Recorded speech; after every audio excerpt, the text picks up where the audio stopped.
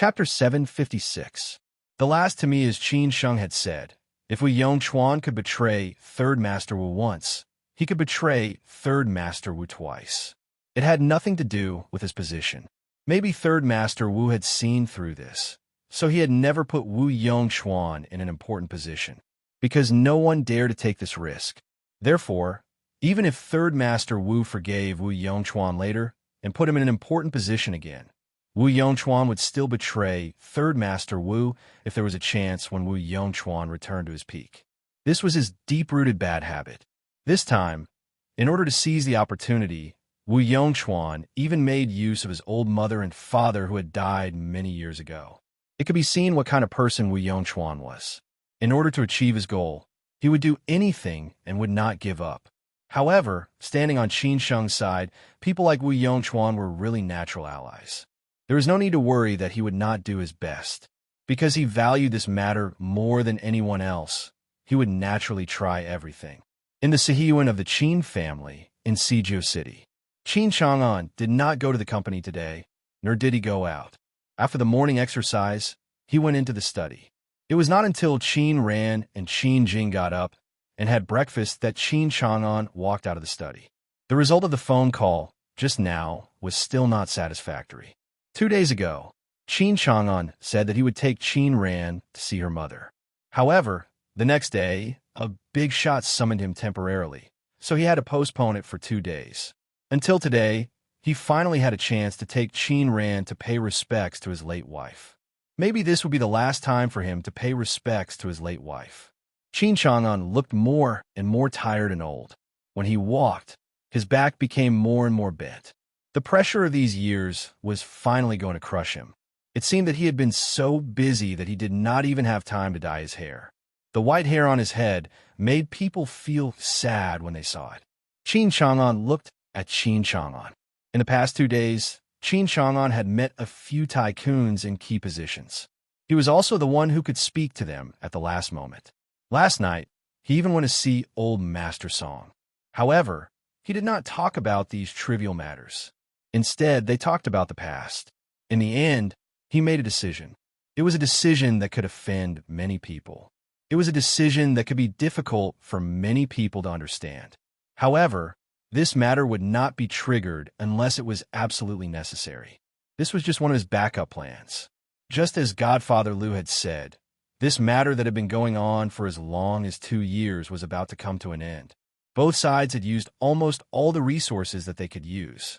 What was more, some people who had initially supported Godfather Liu ended up opposing him, while others who had initially opposed him ended up supporting him. Ordinary people simply couldn't see the turbulence behind this matter and how many big shots were involved. Even the players at the table were shocked, let alone the ordinary people. Many people might not even get to meet one of these big shots in their lifetime. As for the level of this matter, only these people who were involved knew. Everything was about to be settled, and a mystery was about to be revealed. Let's wait and see what the result would be. Uncle, you should dye your hair. You have too much white hair. You don't look young anymore. Qin Jing couldn't help muttering after walking into the yard. Perhaps they were going to worship. Qin Jing and Qin Ran both wore black clothes today and only had light makeup on. They looked very serious. Qin Chang'an didn't care. He was dressed as usual, simple and casual. Unless he was going to attend some important occasion, Qin Chang'an would be so casual most of the time. He didn't want to be too serious. Hearing Qin Jing's words, Qin Chang'an laughed and said, I'm already old. Why should I dye my hair? I just look how I should. You guys just need to look pretty. It was undeniable that Qin Chang'an was definitely a special middle-aged man. Whether it was in terms of temperament or appearance, if he became a movie star, many young girls and young women would chase after him. After all, when he was young, Qin Chang'an was a famous little fresh meat. Otherwise, how could he chase after that famous golden flower? Qin Ran was quite proud of this aspect. No matter where he went, the old man was always the focus of the crowd. Qin Sheng had also seen the photos of the old man and his mother when they were young. Even he had to admit that they were a real golden boy and jade girl. However, time waited for no man. People would grow old eventually. Birth, aging, illness, and death were the most helpless things. No one could change it. Qin Ren didn't know why she liked to stay with the old man recently. It seemed that she could just look at him. This was a feeling that she had never had before. Maybe it was because she really felt that the old man was really old, so she really cared about him.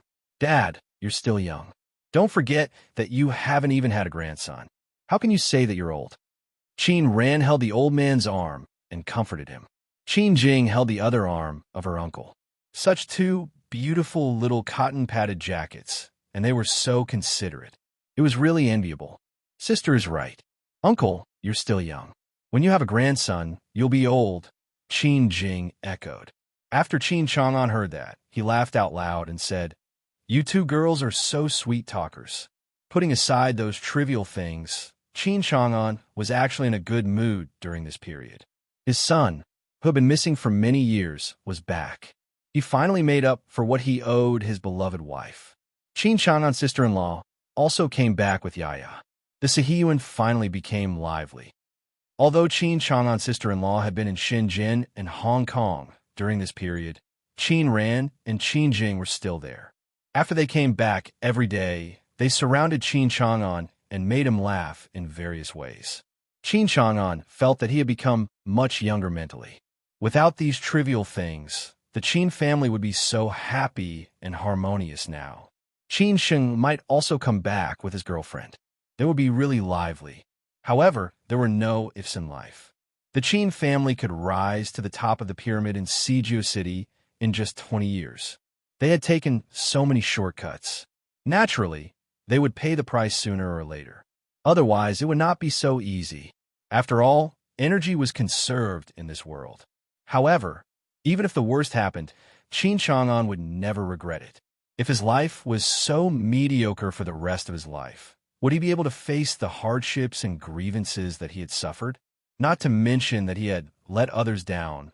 Would he be able to face himself? He could not come to this world for nothing. After getting everything ready, the 3 cars of the Qin family set off for the cemetery in Yanjiao. Qin Chang'an had not been here for some time. It was not that he did not want to come, but these trivial things made him feel very bad and stressed. He did not want his beloved wife to see him like this, nor did he want her to worry. He was Qin Chang'an of the Qin family. He was Zhu Qinghuan's husband. How could he do this? Qin Chang'an sat alone in a car with Gongsun beside him. This old man had never left him for so many years. Apart from his wife and children, this old man was the person he trusted the most. Sitting in the passenger seat, Gongsun could not help but ask, The Shui family and the Gu family have sent people to Shanghai. There is no movement from the Yin family. This time, Qin Sheng has caused a lot of trouble. Are you really not afraid of revenge? Ever since what had happened last time, Qin Chang'an was not worried about his personal safety at all. Those people were also very smart. They would not do such a thing to benefit others. If the last crisis had not happened, the Qin family would not have been able to get some time to breathe. After all, with the status of the Qin family, a tree could fall, and a strong person could also be pushed by others. Naturally, they could also take advantage of others when they were down. If they did this kind of thing, it would definitely arouse the disgust of those above them. This was a point of sympathy. Therefore, after what happened that night, those opponents regretted it very much. Otherwise, there would have been a result long ago. Why would they wait until now? Qin Chang'an said disapprovingly, As long as he is in Shanghai, he will not be in danger. Those people are not that stupid. They will only attack the people around Qin Sheng. They will never attack Qin Sheng. It is not the right time yet. I'm still a little worried. Let Zhuangzhou or Nangong go to Shanghai. Qin Sheng does not have enough people around him. If something really happens, then Gongsun was more worried about Qin Sheng than Qin Chang'an. Qin Sheng was the future of the Qin family. Qin Chang'an could fall, but as long as Qin Sheng was still there, the Qin family could stand up again. Qin Chang'an said casually, Doesn't he have the old monk card? As long as he plays this card well, he will be able to solve the problems in Shanghai. These are just small fights. What he needs to consider is how to face the opponents I have now in the future. Since Qin Chang'an had said so, Gongsun could not continue to say anything. After all, Shanghai was the base camp of the Zhu family. Now that the son-in-law of the Zhu family was in charge of Shanghai, he still had the confidence. If anyone really attacked Qin Sheng, it would be challenging the Zhu family. The assassination on Qin Sheng last time had already made the Zhu family very angry. The Zhu family also did a lot of things behind the scenes. Although they did not directly help the Qin family, they also indirectly relieved a lot of pressure on the Qin family. Fortunately, Qin Sheng was not in trouble, so the Zhu family restrained themselves. The most important thing was that the old lady did not know. Qin Sheng definitely did not know these things, but people at Qin Chang'an's level did know. Soon, the 3 cars arrived at the cemetery in Yinjiao. Qin Chang'an did not inform Lao Guo in advance, so when he heard the noise outside, Lao Guo ran out immediately. Lao Guo had been guarding the Qin family's mausoleum for many years, and the Qin family had never treated him badly. It was a pity that Lao Guo's children did not live up to expectations. If they had worked a little bit harder, they could have climbed the Qin family, which was a towering tree, and now they would also live a good life. The 3 cars stopped at the gate, but did not go in directly. Qin Chang'an and the others got out slowly, and the bodyguards entered the cemetery first. At this time, Lao Guo ran over and said with a surprised face, "Oh, why are you here? Why didn't you tell me in advance?" Qin Chang'an was very familiar with Lao Guo. They had seen each other many times over these years. He gave Lao Guo a cigarette and said with a smile, "Lao Guo, when did I tell you in advance? Aren't you used to it?" Lao Guo took the cigarette and smiled embarrassedly. "You're right. All right, you go ahead. I'll take the children in," Qin Chang'an said casually. Although he was familiar with Lao Guo, every time he came, he would only say a few words to him. After all, the most important thing for him was to see his beloved wife. Qin Ran and Qin Jing greeted Lao Guo politely. They had met Lao Guo before, so Qin Ran and Qin Chang'an were familiar with each other. Lao Guo did not see Qin Sheng, so he frowned and asked, "Why didn't he come?" Qin Ran smiled and explained, "Uncle Guo, Qin Sheng went to Shanghai and will come back after a while." Lao Guo was a little unhappy. Qin Sheng had not come for half a year, which was not his style. After all, it was his mother who was buried here, so he should come back often. But there were some things that Lao Guo did not know, so he did not say much. On the other side, Qin Chang'an had walked into the cemetery. Standing at the gate, he subconsciously stopped and looked at the green mountains and clear water. It was a wonderful place. He could not help but say, "Qinghuan, this may be the last time I come to see you. Don't blame me in the future." Reading at midnight. Chapter 757. So lonely this place was chosen by old Master Qin himself. It was said that the feng shui location was excellent. It was said that it could protect his children and that the dead could be blessed in their next life. This was the last compensation old Master Qin gave to his poor daughter-in-law. After all, old Master Qin really let his daughter-in-law down, as well as everyone in the Zhu family. Therefore, from then on, old Master Qin no longer had any contact with the Zhu family. Old Master Qin was definitely an expert in this aspect. After all, he had personally selected the burial grounds and ancestral tombs of some important figures. He had also personally checked the location of some special places. It was precisely because of these abilities that old Master Qin had accumulated a lot of resources for the Qin family. Old Master Qin chose this place not only for his daughter-in-law, but also for his son, Qin Chang'an. If the Qin family was willing, their ancestral graves could be placed here in the future. At that time, this place was very desolate. After all, it was in the 1990s when Beijing was not so prosperous. Old Master Qin used his savings to buy this mountain. Now, this place had been developed. The price of this mountain was amazing. However, no one could buy it from the Qin family, because the Qin family was not sure of money. After Qin Chang'an stopped at the door, he said this without any warning. Maybe he said it because of his feelings, or he already had a bad premonition. Of course, this was the worst result. If that was really the case, he would definitely not be able to see his beloved wife for a period of time. This period of time might be 3 to 5 years, or it might be 10 to 20 years. Qin Chang'an was already so old, and he might not be able to hold on until then. However, Qin Chang'an did not think it was a big deal. After all, he would also be buried here in the future. At that time, He would be able to accompany his beloved wife, and she would not be so lonely anymore. And he could also make up for the lost time in these years.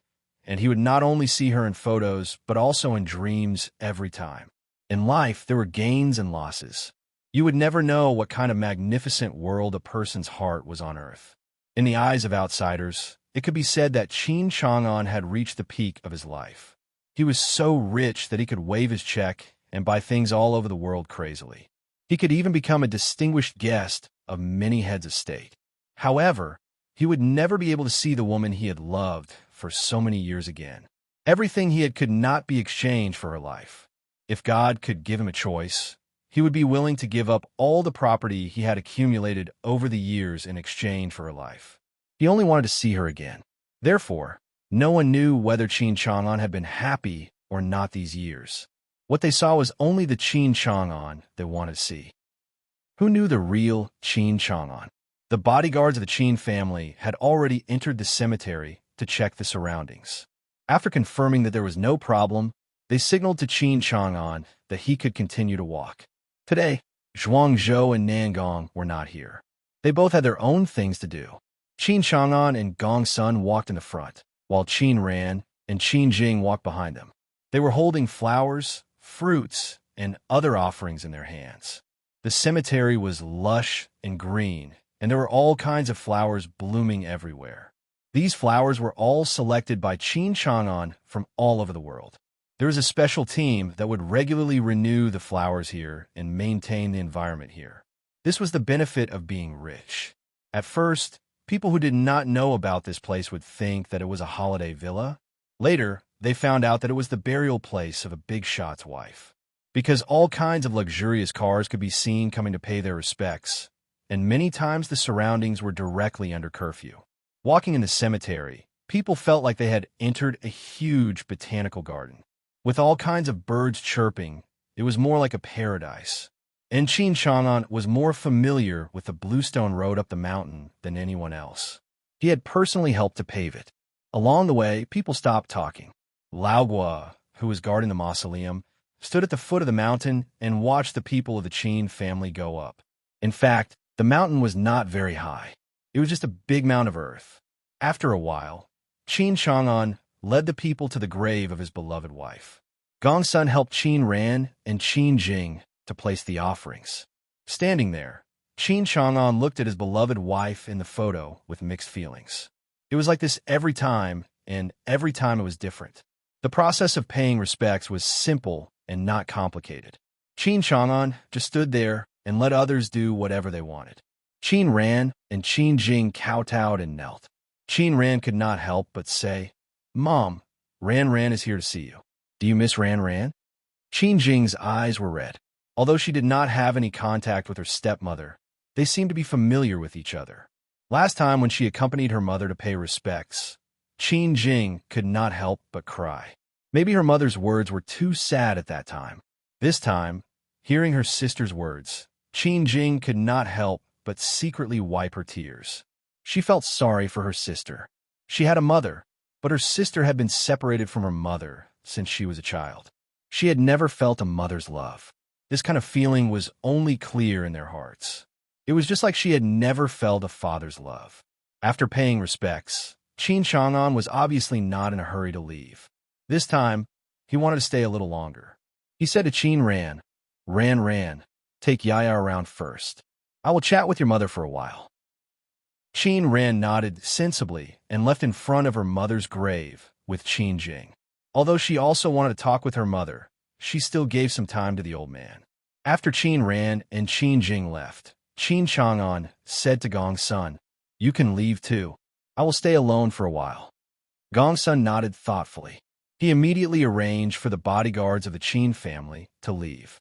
However, they still protected Qin Chang'an within a reasonable range. After everyone left, Qin Chang'an sat directly in front of his beloved wife's tombstone with his legs crossed. He looked at the photo with a smile. She was still so beautiful in the photo. It seemed that she had never aged over these years and had always lived at that age. As for him, he was really old. The sunlight shone on Qin Chang'an through the gaps of the leaves. The flowers and grass around him made people feel like they were in fairyland. Qin Chang'an showed everyone an old back. His white hair was so dazzling. He looked at his wife, who had passed away for many years, in silence. In the end, he could not help but touch her photo with trembling hands. At this moment, Qin Chang'an was so lonely. After a long time, Qin Chang'an finally sat on the ground again. He smiled and said, "Qinghuan, this may really be the last time I come to see you. Don't blame me in the future. But Ran Ran and Sheng are here. They can come to see you for me in the future. This is the last thing I can do." The thing that I'm most proud of in my life is not that I am a descendant of the Qin family, nor is it that I have worked hard to build this family business, nor is it my status and wealth. It is that I have met you, which is the luckiest thing that has ever happened to me. But the person I owe the most is also you. You married me when I had achieved nothing. You gave birth to Ran Ran and Sheng for me. You gave your life to me, but I have no chance to repay you. Qin Chang'an said somewhat sadly. He could not repay her, and he had no chance to do so. This was his biggest regret. Qin Chang'an looked up at the sky and let out a long sigh. It was hard for him to vent the pressure during this period. However, it seemed that only when he was with his wife could he calm down a little bit. Alas, I don't know many people in my life. The one I owe the most is you. Fortunately, I raised Ran Ran, and now Sheng is back. Otherwise, I would be too ashamed to see you. It was rare for Qin Chang'an to have so much to say. He continued to complain like an old man. There is one more thing. Don't blame me. I may not be able to fulfill my responsibility as a father in the future. They can only depend on each other in the future.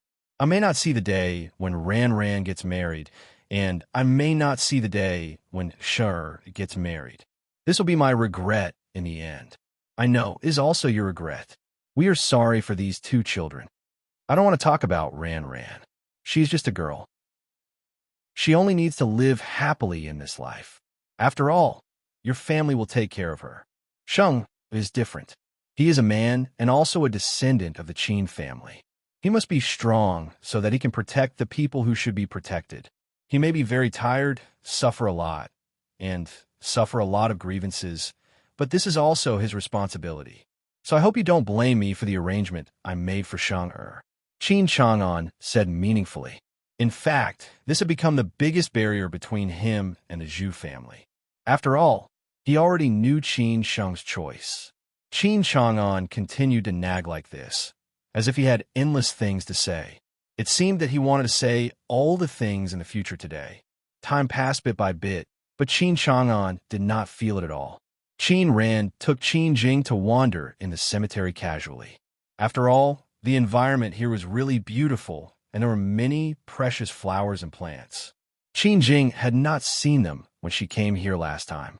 However, Qin Jing's mind was not here. She frowned and said, "Sister, when will my brother come back? I miss him."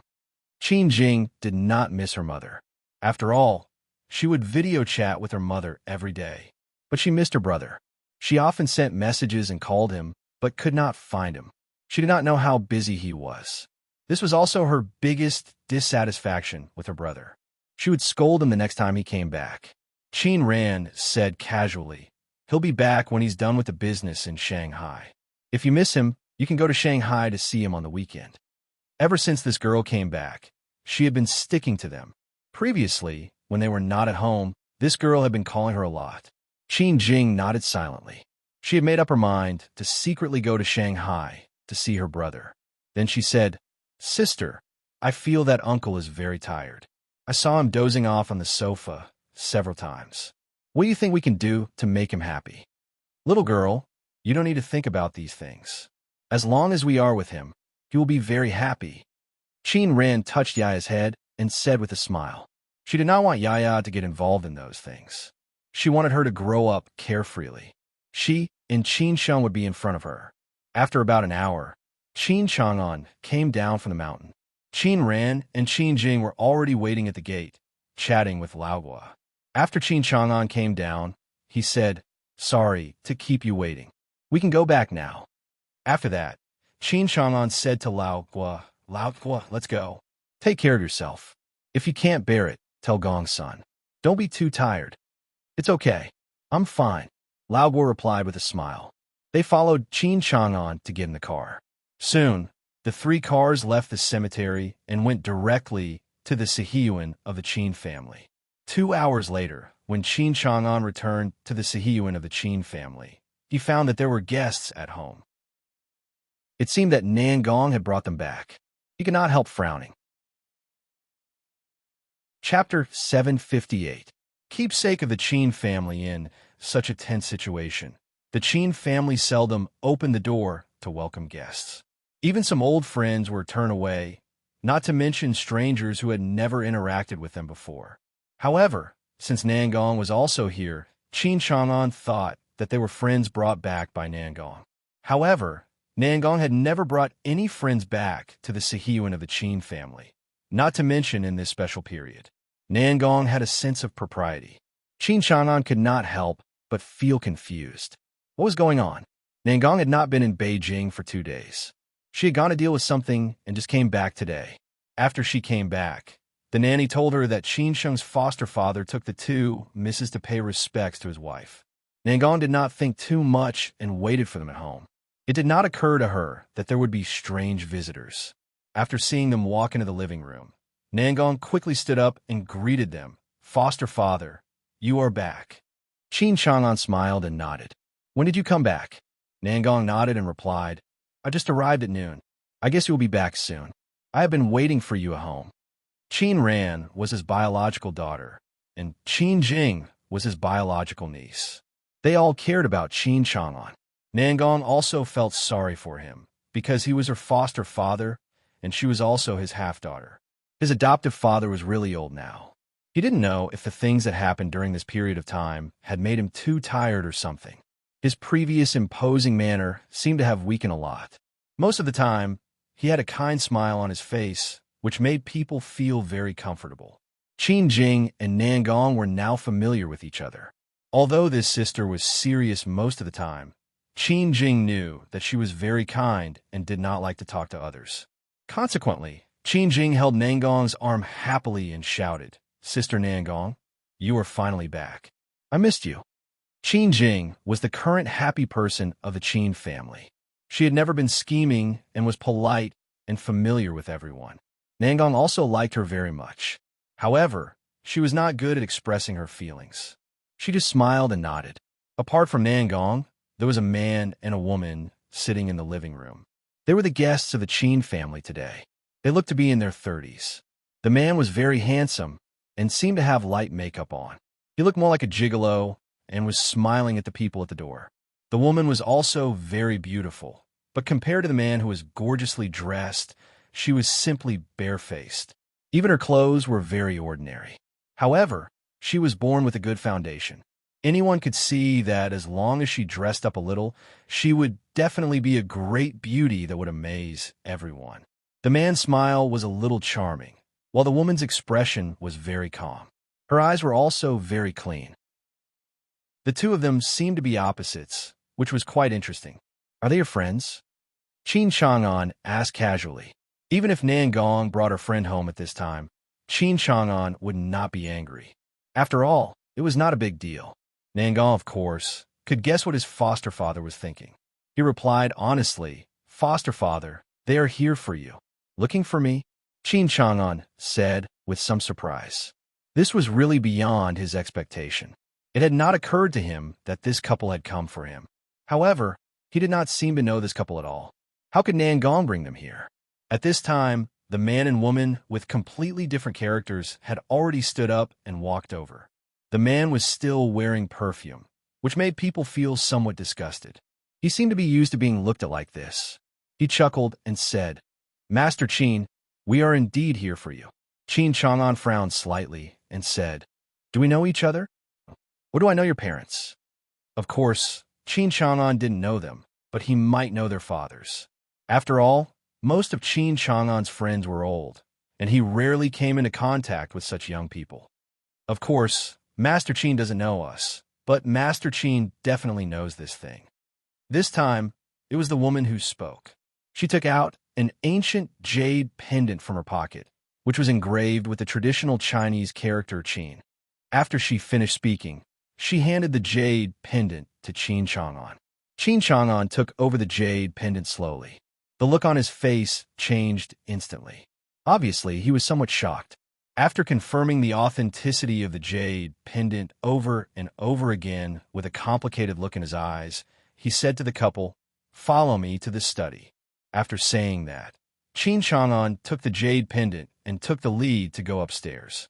At this time, he no longer doubted the identity of this couple, because this jade pendant could already explain everything. This was the keepsake of the old master in those years. There were only 3 pieces in total, and they had not appeared for many years. Therefore, there was no possibility of counterfeiting it. Moreover, not many people knew about it. But how could it suddenly appear in the hands of these 2 young people? Gongsun extended his hand to the 2 young men and said, "This way, please." After Qin Chang'an left with the couple, Qin Ran and the others looked at each other, not knowing what was going on. Qin Ran could not help but ask, "Nangong, do you know their identities?" Nangong shook her head and said, "Sister, I know them. I don't know who they are. However, they said that the jade pendant is a token of the Qin family. My foster father will definitely meet them. Moreover, they told me a lot about the Qin family's past. That's why I brought them here." Qin family's keepsake? Qin Ran squinted her eyes and muttered to herself. How come even she did not know that the Qin family had such a keepsake? Anyway, just as Qin Chang'an had thought, Qin Ran only cared about one thing. What was the purpose of this couple's sudden appearance at this time? Was it good for the Qin family or bad for the Qin family? In the study, Qin Chang'an did not ask Gongsun to avoid arousing suspicion. Now that he had told Gongsun many things, it would be better for him to know more. Qin Chang'an's study was very large, with a lot of books and antique works of art in it. He did not sit down or greet the young people. He just played with the jade pendant in his hand. He had not seen it for many years. In the past, when the old master was outside, if there was anything that needed to be arranged, he would send someone to look for him with the jade pendant. However, after the old master left Beijing with Qin Sheng, he had not seen this jade pendant again. "Tell me, how did you get the jade pendant? Who are you?" After a long time, Qin Chang'an asked directly. There must be something wrong with something abnormal. At this time, the Qin family's keepsake suddenly appeared. How could there be no problem? Moreover, the old master had passed away several years ago. It could not be arranged by the old master. The gorgeously dressed man said calmly, "Master Qin, it seems that you do not doubt the authenticity of the jade pendant. This jade pendant was not stolen or cheated. It was given to us by our family. As for the information about our family, we will not disclose it. But someone in the Qin family knows our background very well." "Oh." Qin Chang'an smiled meaningfully and said, "Not me? Then it can only be my big brother. It seems that you have met him?" The woman followed and said, "We have no comment on these things. Master Qin, you can guess whatever you want. This is your freedom." Qin Chang'an suddenly stared at the 2 young people without any warning. The 2 young people were a little out of breath because of the bursting aura. Qin Chang'an was still Qin Chang'an. He just did not want to be like this anymore. But no one could despise him. "Then, tell me, what is the purpose of your visit?" Qin Chang'an asked sternly. No matter who they were, no matter whether they had met the big brother or not, he had to guarantee that they would not harm the Qin family. The man's face was a little pale. The woman answered on behalf of him, "Master Qin, don't worry. Our purpose is very simple. We will not do harm to the Qin family. This time we come to you for only one purpose. We promise to do something for the Qin family. We can kill people, set fires, or whatever. As long as you say it, we will do it." "Oh, that's it?" Qin Chang'an was very surprised. The woman affirmed again, "That's it. As long as Master Qin says it, and it is within our ability, we will definitely do it. As for the consequences, it has nothing to do with the Qin family." "Are you sure?" Qin Chang'an suddenly thought of something, but he was not sure now. He would definitely send someone to Mount Wutai. After getting the big brother's approval, he would really trust the 2 young people. The man and the woman nodded almost at the same time. Their eyes showed no doubt. This was their mission in Beijing. Qin Chang'an was not interested in saying anything more. He said casually, "Gongsun, help them settle down. When it's time to talk, I will." After saying that, Qin Chang'an left. He did not need to say too much to the two young people. Even if they could kill people and set fires for the Qin family, they could not solve the Qin family's current difficulties. What was there to talk about? He was more interested in the power behind them. He had to confirm it from the big brother. However, Qin Chang'an could not leave Beijing. Otherwise, it would only speed up the Qin family's collapse. Consequently, he could only send someone to Mount Wutai. In Shanghai, Bao Fan and Bao Fan talked about many things. Now, Bao Fan needed to worry about and be responsible for the Qin family's affairs and Shanghai's affairs. After the talk, Bao Fan went directly to the underground garage and was ready to leave. When he was in the underground garage, Bao Fan accidentally saw a familiar figure. However, when he turned his head again, he found that the familiar figure had disappeared. Bao Fan had experienced a lot of things. His intuition was always accurate. Besides, his memory was amazing. He could almost judge that the man who might be following him was one of the people who attacked him that night. It seemed that the other party still did not give up. Bao Fan called Qin Sheng and told him about it. Qin Sheng was unhappy. He did not expect that after what happened last night, he still could not make the other party have any scruples. Since they dared to do this, Qin Sheng dared to continue to attack. Anyway, it would be very peaceful during this period. Qin Sheng did not need to worry about anything. Therefore, he informed Yang Daniu and let him handle this matter. As for how to deal with it, he could discuss with Bao Fan. They must eliminate all the dangers around Bao Fan. Everything was very peaceful for 2 consecutive days. Yin Xiaozong stayed in the private hospital in Xishan and did not leave at all. Guyu also did not make so much trouble. When she returned to the hospital, she was warned by Xue Ping again. This time, Guyu was very sensible and did not act rashly. Until the 3rd day, a rich playboy came to Shanghai. This playboy's status was not lower than Song Hushing's. He was the core figure in the circle of Xue Ku and Gu Yoning. First, set a small goal, such as 1 second. Remember, Bookseller's House. Chapter 759. Pacifying the enemy. Every circle had their own core figures. These circles were built by their ancestors and fathers, and were eventually inherited and carried forward by the younger generation. It could also be said that they were formed by a community of interests and then constantly evolved according to the relationship between their fathers and the younger generation. However, to become a core figure in this circle, there were 2 things that were particularly important. One was an indispensable family background, which was the threshold of every circle. No one could change it. The other was one's own ability and prestige. Without these 2 things, others might not take you seriously. The rich playboy's surname was Su, and his full name was Su Xingwei. Xue Ku and Gu Yoning were not important figures in his circle.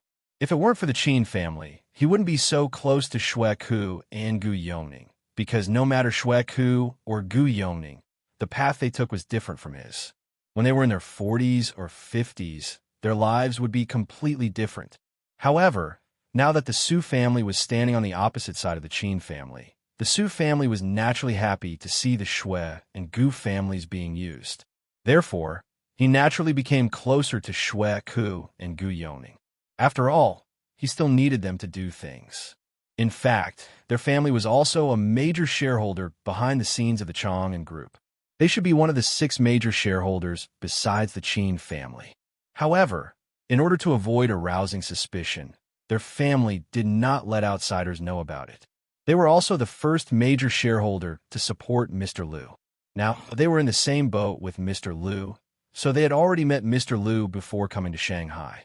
It was not convenient for Mr. Liu to show up, otherwise it would only arouse suspicion. Therefore, after several discussions, they finally let him come to Shanghai to appease the Xue family, the Gu family, and the Yan family. On the high-speed rail to Shanghai, Su Xingwei carefully reviewed the chess game of the Qin family. It seemed that there was no possibility of comeback. Now, there was no one who still supported the Qin family, and they couldn't go all out.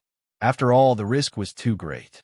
The most important families had already expressed their support, and the attitudes of the other families didn't matter anymore. They just didn't want to lose face. On Mr. Liu's side, the Su family, Uncle Ziyuan's family, and the Li family who had already expressed their support, had almost all expressed their support. Was there any possibility of a comeback for the Qin family? Compared with the other families, the Su family had the least contact with the Qin family. When they first joined the Chang and group, it was just a strategic investment. After all, the first aircraft carrier of the Chang and group was amazing, and it did not disappoint everyone in the past few years. However, no one expected that it would come to this. Therefore, when Master Lu stood up to oppose the Qin family, the Su family immediately became the second family. Uncle Ziyuan and the Li family were just taking advantage of the situation. Alas, Su Xingwei sighed with emotion. It could only be said that the Chang and system was a tall tree that attracted the wind. In recent years, it had been too glorious, so it had become the target of public criticism. Now everyone wanted to disassociate themselves from the Chang and system. Fortunately, when they invested in the Chang and system, they used all kinds of resources to cross-hold shares, and many of them held shares anonymously, so the outside world did not find out everything. Otherwise, it would have a great impact on them. The biggest impact would be to make some people feel disgusted. In that case, the big shots in the family who took the path of official career would encounter great obstacles in the future, which was what no one wanted to see. Su Xingwei was now also taking the path of official career, so he was a little disgusted with this trip to Shanghai. However, Master Lu's grandnephew was not willing to show up. It was already very difficult for the Li family to express their position, and now it was even more impossible for them to do so. They still did not want to have a bad relationship with the Qin family, so they could not let Uncle Ziyuan come to Shanghai in person. That would be making a big fuss over a minor issue. In the hospital, Su Xingwei asked the doctor about the injuries of Xue Ku and Gu Yongning, and then chatted with Xue Ping and Gu Yu. Xue Ping was not enthusiastic to Su Xingwei. They were several years apart, but now they were at the same level. In addition, the Su family's background was much more powerful than the Xue family's. In contrast, Xue Ping felt a little frustrated. However, Gu Yu was very enthusiastic to Su Xingwei. She was so enthusiastic that Su Xingwei did not know how to get along with her. This young woman was really annoying. However, no matter what, Su Xingwei had to deal with her. He had no choice. He came to Shanghai to comfort people. Xingwei, I didn't expect you to come to Shanghai. It's so unexpected. Gu Yu almost pulled Su Xingwei's arm and acted like a spoiled child. After all, Su Xingwei was relatively famous. He was one of the more famous young people in Suzhou City, such as Su Xingwei, Chun Taihe, and Song Hesheng. These young people were all placed high hopes on them. Su Xingwei was a little embarrassed as he said, Sister Yu, I came to see Xue Ku in Yongning. After all, such a big thing happened. I have to come here in person so that I can rest assured. Hearing this, Gu Yu's eyes turned red as she said, Xingwei, you have to seek justice for Yongning. They are too ruthless. Yongning has never suffered like this. Look at how badly they beat her up. Sob, sob, sob. Xue Ping was calm and collected. He sat there without saying a word, watching this woman's performance. He guessed that she would not act like this in front of Yin Chaozong. Only when someone of Su Xingwei's level came would she be able to put on an act. Perhaps when that big shot came, she would cry, throw a tantrum, and hang herself. Sister Yu, don't worry. This matter will definitely not be over. I will not let you suffer for nothing. You just need to wait. Su Xingwei took the initiative to express his position. Xue Ping, who was over there, rolled his eyes at Su Xingwei. What? Can you kill Qin Sheng?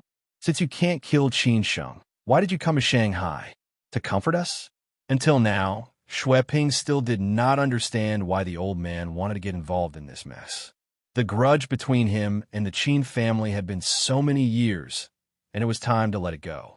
If it were not for the grudge between him and the Qin family in the past, the old man would have gone further, and he would definitely not be so slow now.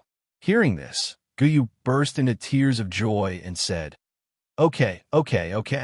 I believe you, and I also believe in your family. You will definitely avenge Yongning. At this time, Su Xingwei walked in front of Xue Ping and said, Brother Xue, I'm very sorry about this matter. I have caused trouble for your family. Don't apologize to me. You can't blame anyone else. If you want to blame someone, blame Shui Ke for being too high profile. He deserved it. Just think of it as a lesson learned, and don't be used by others in the future. Shui Ping's words were full of gunpowder. Obviously, he said it to Su Xingwei. Anyway, he did not have any contact with Su Xingwei. Su Xingwei was a little embarrassed. How could he not understand what Shui Ping meant? Obviously, Shui Ping and the Shui family were not on the same side. However, he still had to say what he should say. He replied, "Brother Shui, we will vent our anger sooner or later. The Qin family will not have many good days. You just wait. That's it." Oh, the results of the police investigation have not come out yet, but you already know that it was done by the Qin family. Young Master Su, you are really different from others. You are really amazing, Shui Ping continued to say. Su Xingwei looked a little unhappy and said, "Actually, we are very clear about what is going on. It was the same with the car accident last time. It's just that there is no evidence. Do whatever you want. I just hope that he can recover soon," Shui Ping said uninterestedly. Su Xingwei was rebuffed. Shui Ping's character was really a bit of a jerk. No wonder he could not get along with many people. He did not need to give Shui Ping too much face. He just said, "I believe that the sixth master has already communicated with your two families about many things. However, I still have to say one thing. I hope that during this period of time, everyone will try to restrain themselves and do not do anything impulsive. If it affects the big plan of our families, none of you can bear the responsibility. As for these things, sooner or later, they will be paid back." Shui Ping stood up directly and said, "Just take care of that crazy woman." After he finished speaking, he went straight out of the lounge. He did not want to continue to be entangled in this matter. Upon hearing this, Guyu was furious. He said, "Shui Ping, make it clear to me. Who is the crazy woman? If you don't want to stay in Shanghai, go and tell the elders of your family. Don't be sarcastic. I don't owe you anything. Don't vent your anger on me." Guyu also had Su Xingwei's support. If Su Xingwei was not present, she really did not dare to say this to Shui Ping. After all, the family background of Shui family was more powerful than that of the Gu family. However, in the past few days, Guyu really suffered a lot. She was troubled by Shui Ping in various ways. Today, she finally had a chance to vent. After venting, Guyu turned to Su Xingwei and chuckled as she said, "Xingwei, don't worry about him. This is his character. He is spoiled." Su Xingwei did not take anyone with him on this trip. He came to Shanghai alone. He replied, "Sister Yu, it's okay. After all, such a big thing happened. It is normal for Brother Shui to be angry." Guyu sighed and said, "Alas, you are still considerate. You're not like him." Then she asked, "Xingwei, how long will you stay in Shanghai this time?" Su Xingwei replied truthfully, 2 days. After finishing these things, I will go back to Beijing in the morning the day after tomorrow. I only asked for 2 days leave from the leader. Oh, you're a busy person now. What's more, there are more things to do in the municipal committee. It is also necessary for you to go back early. However, when you have time these 2 days, I will treat you to a meal." Guyu smiled and flattered him. Su Xingwei had a bright future. If she did not take this opportunity to build a good relationship with him now, there would not be such a chance in the future. Su Xingwei said casually, "I am not sure now. If I have time, I will treat you to a meal. Take it as my humble apology." Guyu was a little embarrassed and said, "You are too polite." Su Xingwei felt that it was almost time. He still had other things to do, so he said goodbye to Guyu and left the hospital. Before leaving, he did not forget to say goodbye to Shui Ping. He still had this little bit of magnanimity. There was a car waiting for him outside the hospital. After getting in the car, Su Xingwei directly went to the private hospital in Xishan. He wanted to meet Yin Chaozong. He had only heard of him before, but had never seen him. This time, it was a good opportunity to meet him. After all, this brother had tortured him a lot. Of course, this was also one of his tasks for this trip. First, set a small goal, such as 1 second. Remember, Bookseller's House. Chapter 760. Satisfaction and Appreciation. Su Xingwei was in his early 30s. Obviously, his work experience had been arranged by his family deliberately. After graduation, He had worked in the ministry. 2 years later, he had been assigned to the grassroots work in the suburbs of Beijing. After gaining some experience step by step, he had finally entered the municipal committee. Hedonistic young masters like Su Xingwei all seemed to have such a track record. Every step they took was planned, and the results they would achieve in a few years were planned by the whole family. Of course, the most important thing was their own ability. There was no doubt about that. Otherwise, there are so many rich playboys in Beijing. It has been like this for many years. But in the end, only a few people can climb to the top of the pyramid. Not all the positions are arranged for them. Many people involved in the situation had already known about what had happened in Shanghai. Song Hushing had been paying attention to this, so he certainly knew the inside story. However, he was not interested in it. Anyway, it had nothing to do with the Song family. The Song family was destined to stay out of trouble. The old master had been in poor health these days, so the juniors of the Song family often came to see him. Qin Chang'an had also come 2 days ago and talked with the old master for a long time. Song Hushing knew about it, but he did not know what they had talked about. However, Song Hushing was somewhat unhappy that Qin Chang'an had come to the Song family at this time. What kind of message was this? Was he trying to drag the Song family into trouble? It cannot be said that Song Hushan was gauging the heart of a gentleman with his own mean measure, but it was a special period. Anyone would think so. When Song Hushan returned home, he saw Song Ruyu coming out of his room. He did not expect to meet Ruyu today. This girl had been avoiding him since she came back from Shanghai. She did not even answer his phone. Of course, Song Hushan knew what was going on. Yo, I finally caught you after you hid from me for so long. Are you still going to hide from me this time? Song Hushan laughed and joked when he saw Song Ruyu. It was a joke. He cared about his sister more than anyone else.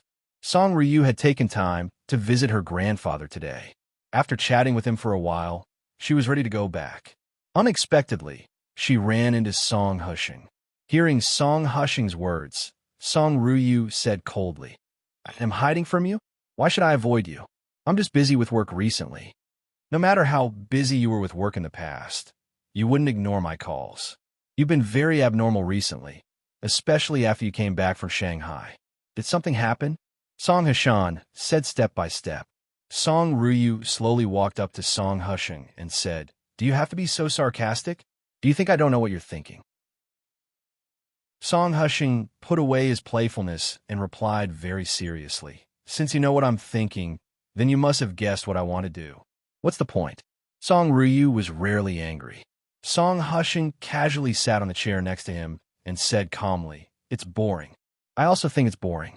But you insist on making that choice. What can I do? I watched you jump into the fire pit. That's all I could do. Should I thank you? It's my choice. I'll take responsibility for myself. You don't have to worry about me," Song Ruyu said bluntly. She had never talked to her brother like that before. Song Hushan was a little displeased as he said, "Is there a need for that? Just for a seemingly arranged marriage? It was just a joke. Why did you have to do it? Are you taking responsibility for your own life? What did I do wrong? I just want you to see the truth. Don't be fooled by him. You should have known it long ago, right? That's why you stopped me from going to Shanghai at first, but then you stopped." Song Hushing, "You're very interesting." Song Ruyu hit back directly. Song Ruyu and Song Hushan, both of whom were favored by God in any family, were born in the Song family. No wonder many people said that the Song family would not be simple in the future. However, it seemed that the brother and sister were not on the same page today. Their words were full of gunpowder, and they didn't intend to give in, which was rare. Song Hushing also replied tit for tat, "Yes, I did know it long ago, but you may not believe it if I tell you. It's better for you to see it yourself. It seems that you also met his girlfriend in Shanghai. Now you should give up." Song Hushing, "You're a little dirty. What you think is completely different from what I think," Song Ruyu said. She was disgusted by Song Hushing's secret means. Song Hushing was a little annoyed and said, "Song Ruyu, I'm a little disappointed. How could you talk to me like this for an outsider? I really don't know what you're thinking. You can think whatever you want. It has nothing to do with me." Song Ruyu didn't want to quarrel. She was not a person who liked quarreling. Most of the time, she was calm. However, she was a little upset today. Maybe Song Hushing's words had stimulated her. Song Hushing naturally couldn't stop Song Ruyu from leaving. However, Song Ruyu's attitude also angered Song Hushing. He shouted loudly, "Song Ruyu, even if he doesn't have that engagement, even if he doesn't have a girlfriend, he definitely doesn't deserve you. Because you're Song Ruyu." Song Ryu suddenly turned her head and stared at Song Hushan angrily. Song Hushing, enough. Such a big noise finally alerted the other members of the Song family. Several elders of the Song family came out one after another and frowned. "What's wrong with you and your sister today? Why are you quarreling? What happened?" This was a matter between them. Song Hushing didn't want the elders to get involved. He smiled and explained, "Nothing. We're just playing." Song Ryu didn't explain anything. She directly turned around and left the Sihiyuan of the Song family. Everyone could see that Song Ryu seemed to be very angry. Of course, no one believed Song Hushing's words. When Su Xingwei arrived at Xishan, it was evening. Compared with the bustling city, Xishan was naturally quieter at night. He easily found a private hospital and directly found Yin Chaozong after asking around. When Su Xingwei arrived, Yin Chaozong had just arrived from the city. In the past few days, he almost stayed in Xishan except for dealing with the necessary things. Moreover, now that Second Uncle had woken up, he had a lot to talk with Second Uncle. Hearing that a man surnamed Su in Beijing wanted to see him, Yin Chaozong immediately came out of the ward. Su Xingwei didn't meet Yin Chaozong in the hospital, but chose to meet him in the garden outside. Su Xingwei didn't like the atmosphere in the hospital. It was too depressing and always full of negative emotions. After all, he had been to the hospital once today.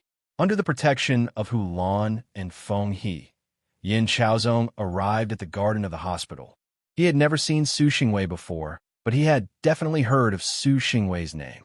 The reason why he wanted to see this man surnamed Su was because he came from Beijing. "Are you looking for me?" Yin Chaozong slowly walked in front of Su Xingwei and asked. Su Xingwei just nodded slightly. At the same time, he looked at Yin Chaozong up and down. Yin Chaozong frowned and said, "You are." "My name is Su Xingwei. You should know that," Su Xingwei said calmly. However, after he finished speaking, the atmosphere changed instantly. Yin Chaozong, who was still somewhat calm just now, immediately lost his composure after hearing this name. He said in surprise, Su Xingwei chuckled and said, "Surprised? You shouldn't be surprised. Ku Shui and Gu Yongning should have mentioned me to you. It's just that we haven't met before. This time, I happened to come to Shanghai to deal with this matter, so I came to see you. After all, we are in the same boat." "I'm really surprised. I didn't expect that you would come to Shanghai," Yin Chaozong said calmly. Originally, he had wanted to address Qin Haodong as Sir. However, he felt that it was not appropriate and that he was not confident enough. Su Xingwei said with a smile, "Don't be surprised. Even if we didn't meet today, we would meet sooner or later. Ku Shui and Gu Yongning have been relying on you during this period in Shanghai. You have also done a lot of things. I'm very satisfied." Different statuses led to different ways of talking. Obviously, Su Xingwei was superior. No matter how uncomfortable Yin Chaozong felt, he had to be respectful. Moreover, he did not feel uncomfortable at all. This was the famous young master Su in Siju City. Their statuses were naturally different. Yin Chaozong shook his head and smiled bitterly as he said, "This is what I should do and also what I have to do." Upon hearing this, Su Xingwei felt more satisfied. He said casually, "I'm sorry about what happened to your uncle. It's a little late today. It's not appropriate. I'll visit him another day." Yin Chaozong replied politely, "Thank you." After Yin Chaozong confirmed the identity of this man, Hu Lan and Feng He were waved away by Yin Chaozong. This was also his respect for Su Xingwei. Su Xingwei continued, "After the accident, you handled it so rationally and did not take revenge impulsively. I admire you very much. That's why I'm willing to see you." Yin Chaozong squinted and said, "Although I'm very angry, I know what I can do and what I can't do. It's not the right time now." Su Xingwei said thoughtfully, "You're right. It's indeed not the right time now. But it's not the time you said. Let me put it this way. I've already told the Shui family and the Gu family. By the way, don't be impulsive during this period. After a few days, I'll tell you what to do. I definitely won't let you down, Su Xingwei said thoughtfully. Yin Xiaozong was a little confused. However, he could roughly guess something. He said in a low voice, I'll wait for your news. Su Xingwei did not want to stay any longer, nor did he have much to say to Yin Xiaozong. He took out a business card, which was very simple, with only his name and phone number. Su Xingwei did not want to stay any longer, nor did he have much to say to Yin Xiaozong. He took out a business card. It was very simple, with only his name and phone number. Yin Xiaozong took the business card respectfully and said, Let me see you off. Su Xingwei did not refuse. This could be regarded as a good impression to Yin Xiaozong. This was the way to deal with the world. Yin Xiaozong walked Su Xingwei to the gate of the hospital. After seeing Su Xingwei get in the car and leave, he withdrew his gaze and let out a long sigh of relief. He did not know why he felt somewhat uncomfortable being suppressed in front of Su Xingwei. This made him feel very uncomfortable. However, he did not lose his temper. First, set a small goal. For example, remember in 1 second, bookseller. Chapter 761. Perfect, miss. I'll save the manuscript for the new year. When I have enough, I'll update twice. Otherwise, I'm afraid of missing updates. Su Xingwei came to Shanghai alone, but other things had been arranged by the Su family. Su Xingwei only needed to complete the task of this trip. With his connections in Shanghai, many things did not need to be handled personally. He could settle it with 1 or 2 phone calls. After Su Xingwei left, Yin Xiaozong finally felt less depressed. Talking to this young master, Su really made him feel uncomfortable. Yin Xiaozong was like this every time he went to Beijing. He could get along with people like Xue Ku and Gu Yongning in a neither servile nor overbearing manner. After all, there was not much difference between them. It was just how to conduct oneself. Yin Xiaozong could control this in his heart.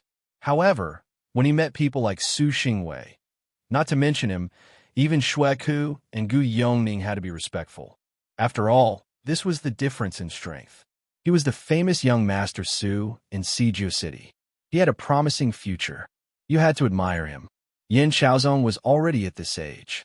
If he still could not recognize these realities, then he would have lived in vain for so many years. He did not have the guts to put on airs in front of Su Xingwei. That was the rhythm of courting death. He offended Su Xingwei's big circle. Yin Xiaozong sighed. It was really infuriating to compare with others. There was always someone better. Others thought that he was very famous in Shanghai, but in the big circle of Beijing, he was really nothing. Especially when he met people like Su Xingwei, who was better than him, more capable and more hardworking. How could he compare? After coming to his senses, Yin Xiaozong was ready to go back to the hospital and talk to his second uncle in detail. There were some things he still had to ask his second uncle. After all, his second uncle was a real veteran, and he also had his own connections, just like the connections of his grandfather's generation. The Yin family was really not as simple as it seemed. Feng Yi walked to Yin Xiaozong and asked, Young master, who is this man? He looks very powerful. It seems that he does not care about anyone. It makes people very uncomfortable. Yin Xiaozong said casually, He's from Beijing. He has the confidence. I'm not worthy of his attention. Our Yin family is far inferior to his family. He did not reprimand Feng Yi for talking too much. Yin Xiaozong said casually. Feng Yi muttered to himself, No wonder. I knew something was wrong. Since Xishan was basically a villa area, people who could live here were either rich or respectable. Therefore, this private hospital was second to none in terms of hardware level and medical level. Even the top ward was a suite of more than 200 square meters, with all the necessary facilities. Second Uncle Yan's wife was chatting with him.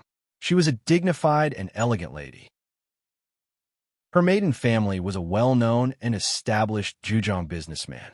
Her family's wealth was relatively deep, but it was still a little lacking compared to the Yin family. Ever since she entered the hospital, his wife had been crying nonstop. Second Uncle Yin was a little upset and said unhappily, Why are you crying? You only know how to cry. Aren't you still alive? It's just a small injury. What's the big deal? When second uncle's wife saw that the doctor had just finished changing the medicine, she couldn't help but cry again. She had never suffered anything in her life, and this was the first time she had encountered something like this. She was almost scared out of her wits. At this time, Yin Chaozong came in. He said softly, "Uncle, second mother is worried about you. Don't scold her." Yin Chaozong walked by quickly. After that, he comforted second mother for a while and said, "Second mother, I have something to talk to you about." The charming middle-aged lady wiped away her tears and stood up slowly. She said, "You guys talk first. I'll go out for a walk." The special care doctor in the ward was also sent out. Hu Lan and Feng, he guarded outside the door to prevent anyone from disturbing the uncle and nephew's conversation. Like Su Xingwei's affirmation of Yin Chaozong, second uncle Yin was also very satisfied with what Yin Chaozong had done in the past 2 days. He didn't panic because of this. After he woke up, what he was most afraid of was that the whole Yin family would be in a mess after he fell down, especially when Yin Chaozong fought with the Qin family. At that time, the old master would have to come out and clean up the mess, which was not a good thing for the Yin family. Fortunately, Yin Chaozong didn't do that. This was also a test for Yin Chaozong. At least in the future, if he encountered such a situation or something happened to him, the Yin family wouldn't fall into chaos because of it. Yin Chaozong was able to control the situation of the Yin family. Over these years, he had not been trained in vain. Yin Chaozong said truthfully, "Uncle, Su Xingwei from the Su family in Beijing came just now. He talked to me for a while and told us not to act rashly. He also told the Shui family and the Gu family not to act rashly." Second Uncle Yin was a little surprised and said, "The Su family in Beijing? Which Su family in Beijing? The name Su Xingwei sounds familiar. I should have heard of him."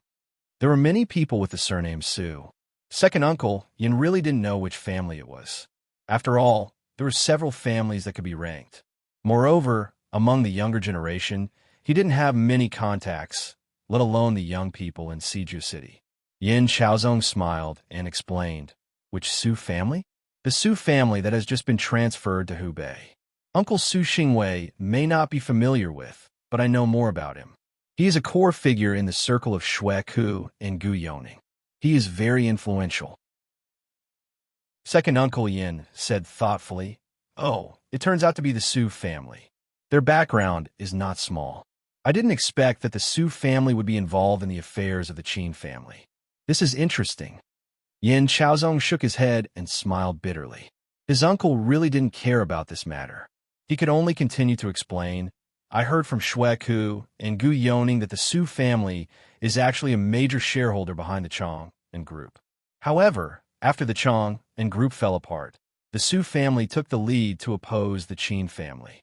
This time, he came to Shanghai probably because of the Qin family." At this time, second Uncle Yin analyzed, "According to what you said, the Chong and group has been divided internally. Su Xingwei came to Shanghai in person, which means that he doesn't care about his reputation anymore.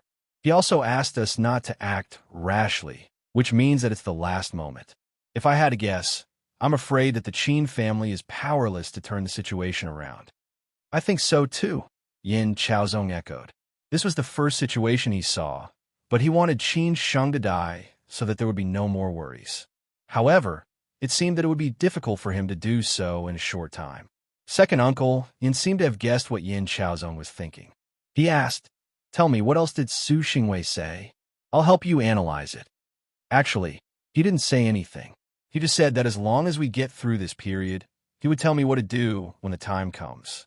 He also said that he wouldn't let me down. Yin Chaozong did not hide anything. He repeated Su Xingwei's words. Second Uncle Yin smiled and said, "Chaozong, it seems that the Su family has a series of plans against the Qin family.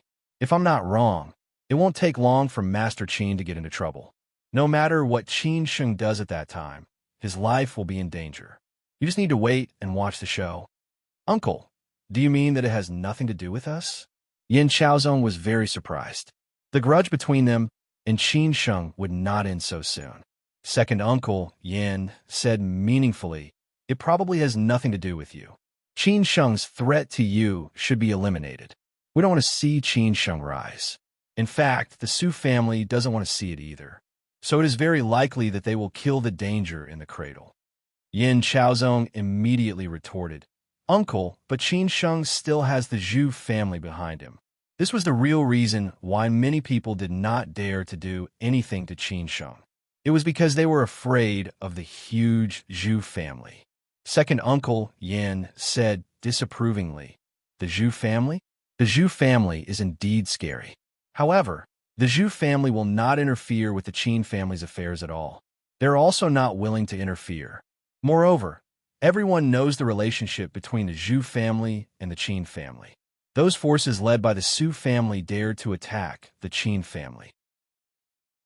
Did they not think about the existence of the Zhu family? They are much clearer than us. No matter what the Zhu family does, it will be wrong. They might as well not do it. Is the Zhu family a match for these interest groups?"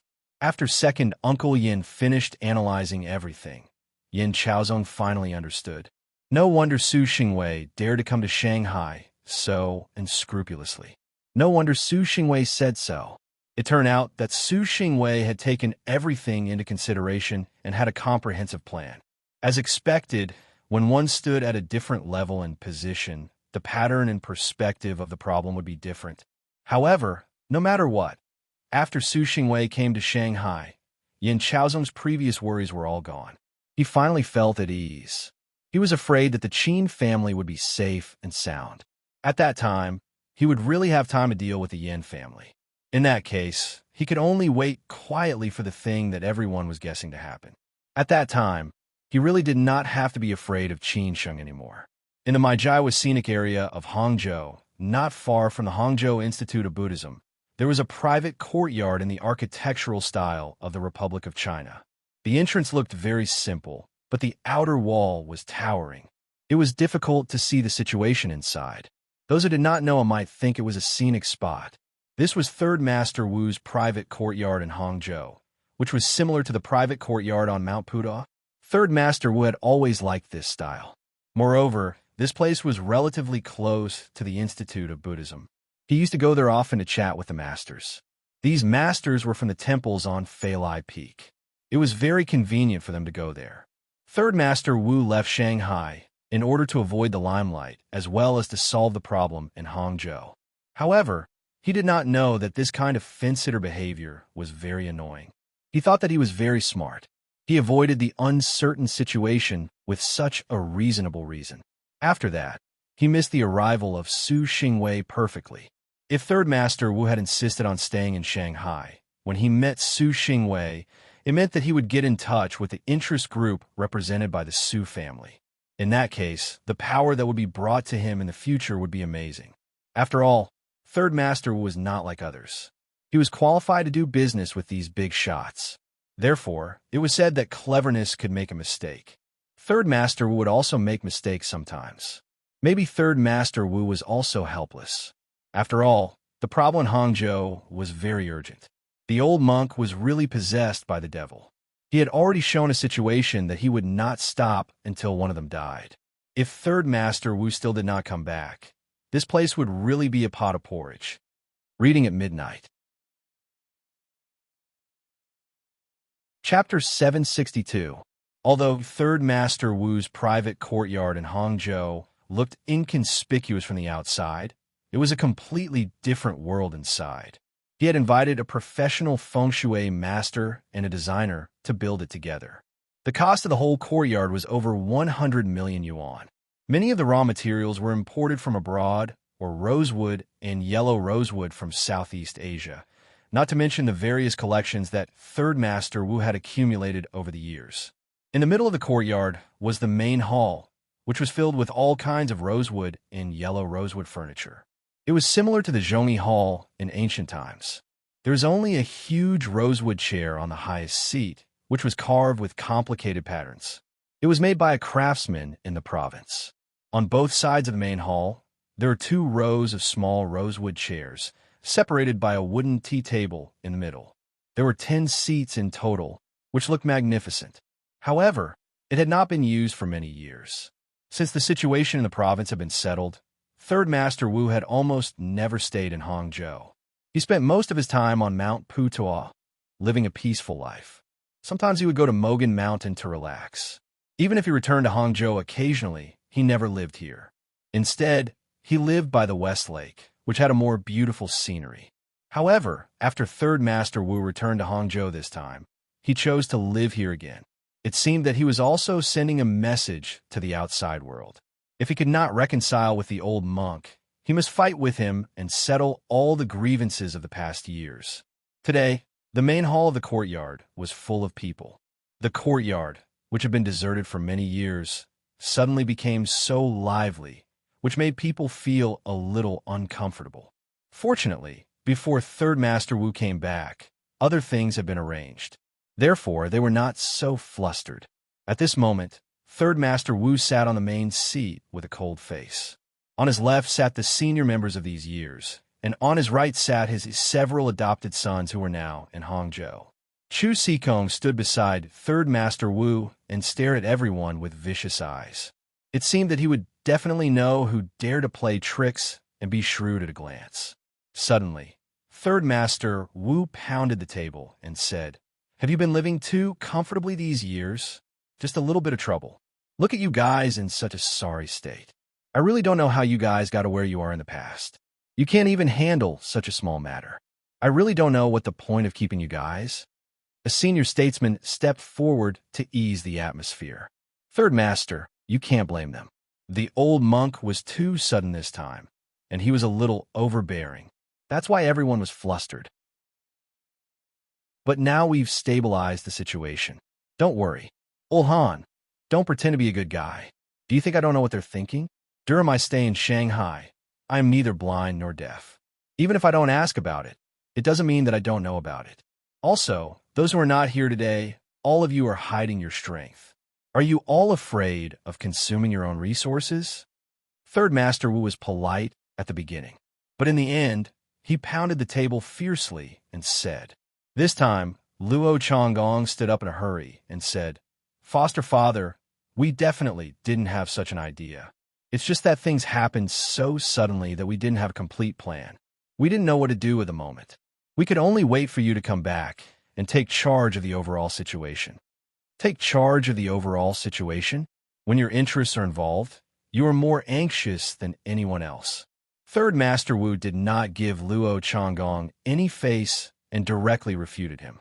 Qin Sheng had met another foster son, who was the most powerful one in Hangzhou now. Qin Sheng had met him in a private club by the West Lake. Now, he was in charge of the most famous nightclub in Hangzhou. At that time, Luo Changgong had introduced Qin Sheng to him. However, he did not take Qin Sheng seriously at all. After chatting with Boss Hu for a while, he left directly. Yang Deng's comment at that time was that he was very pretentious. His name was Zhao Shi. He liked to wear suits at any time of the year, whether it was winter or summer. For little girls, he looked like a domineering CEO. However, for people who were familiar with him, such as Luo Changgong, he was too pretentious. Zhao Shi knew how to judge the time and size up the situation. He said immediately, "Foster father, no matter what happened in the past, now that you're back, we'll do as you say." Third Master Wu said disapprovingly, "Well, now you know what to do. What about before?" Third Master Wu said disapprovingly. This time, Zhaoxi disappointed him the most. "Don't think that I will really take what you said seriously." Zhaoxi did not dare to say anything at once. Everyone could see that his foster father was really angry this time. It would be fine as long as he did not get himself into trouble. Otherwise, he would be punished later. Since no one said anything, Third Master Wu continued to say, "Fine. You've grown up. Don't forget how you got where you are today. I'll take back what I've given you. From now on, if anyone dares to do this again, I'll make you suffer." Everyone expressed that they would listen to Third Master Wu's command and go all out to deal with the old monk. After Third Master Wu finished talking about this matter, he checked the time and said, "Xikong, have you arranged everything? It's almost time for us to set off." "I've arranged everything. I just don't know whether the old monk will give me face or not," Chu Xikong said respectfully. Tonight, Third Master Wu held a banquet in Maizhou and took the initiative to invite the old monk to drink and chat merrily. Frankly speaking, Third Master Wu wanted to settle this matter face to face. Meanwhile, he also showed the old monk their attitude. This is the last chance. It's not that we are afraid of you. It's just that we don't want to make a big fuss. Everything can be settled peacefully in the end. There's no need to make such a big fuss. If you don't intend to stop, don't blame us for getting serious. Third Master Wu sneered and said, if he doesn't give me face, don't blame me for being rude. We're all 8 immortals crossing the sea, each showing his magical powers. Let's see who is more capable. Chu Sikong said quietly, well, there's been no movement from the old monk side so far. I'm afraid it's difficult. Third Master Wu waved his hand and said, it's his business whether he comes or not. It's my business whether I go or not. We'll do our best.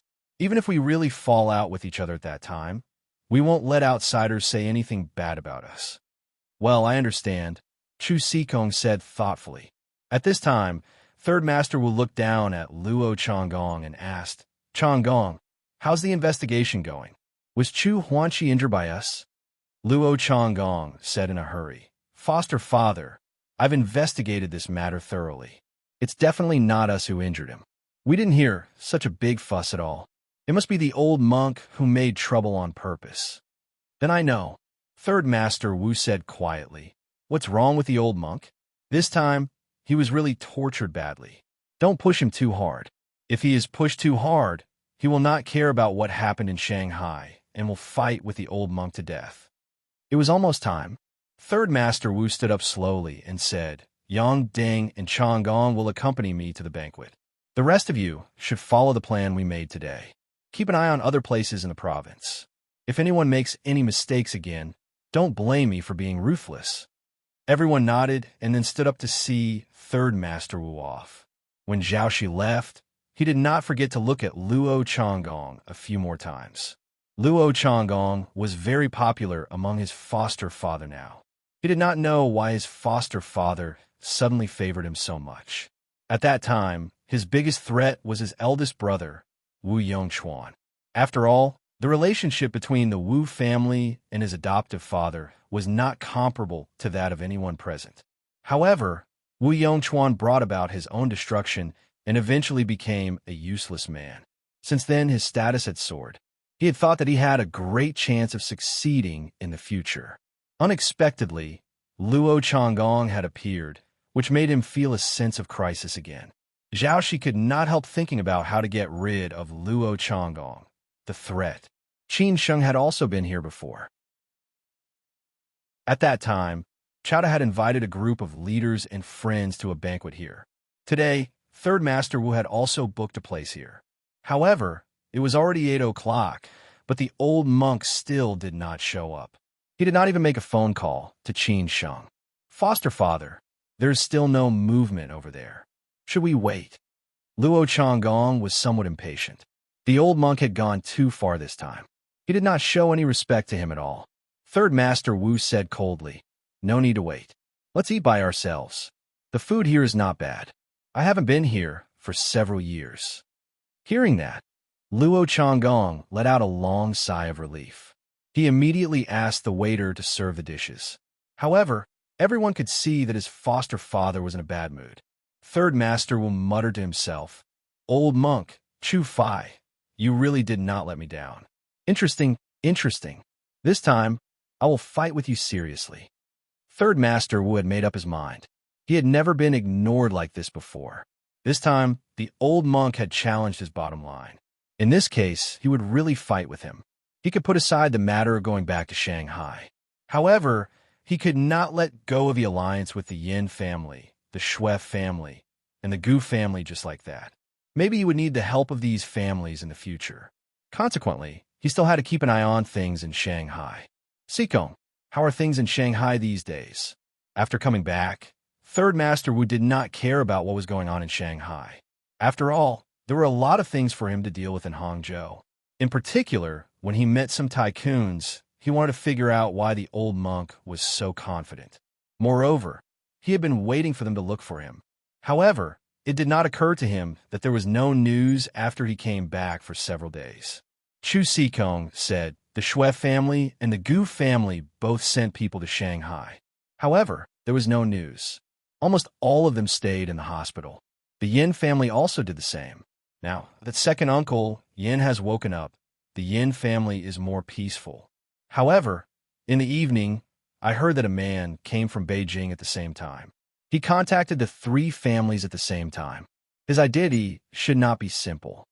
From Beijing, Third Master Wu frowned slightly and said, "Did he contact us?"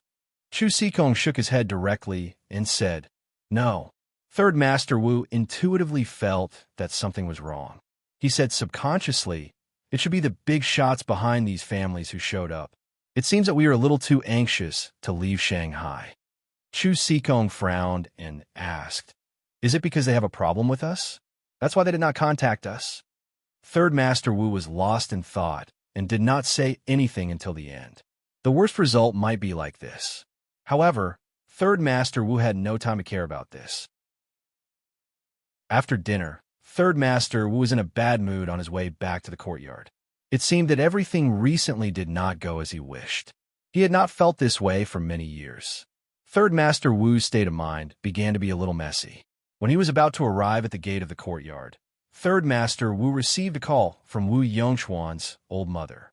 She said that she was going to perform a religious rite for Wu Yongchuan and hoped that he could spare some time to go to Haining to attend it. Meanwhile, she also wanted to talk to him about something.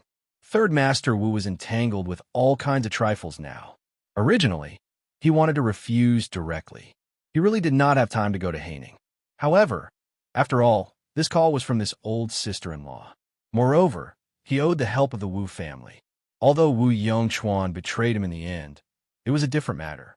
Third Master Wu hesitated for a long time and finally nodded and agreed. Haining was relatively close to Haining. It would take him at most one day to go back and forth. On the other side, after Wu Yongchuan, who was sitting beside his old mother, heard Third Master Wu's affirmative answer, he was so excited that he was somewhat at a loss. Baidu search 081 Chinese net yen. No advertising words. Chapter 763. Death is near. Wu Yongchuan had put in a lot of effort for this matter. He had been busy preparing for it in Haining these days. Wu Yongchuan was not sure about it. He was afraid that his foster father might refuse. At that time, his foster father would be in vain. After all, his foster father had a lot of things to deal with recently. It was said that he had returned to Hangzhou. It seemed that the old monk was under a lot of pressure. Wu Yongchuan was not sure whether Qin Sheng had anything to do with the old monk's sudden attack on his foster father. If it was related to Qin Sheng, could he relieve Qin Sheng's pressure a little? In this way, his foster father was more likely to agree. However, Wu Yongchuan did not ask Qin Sheng. He was also worried that Qin Sheng would doubt his ability.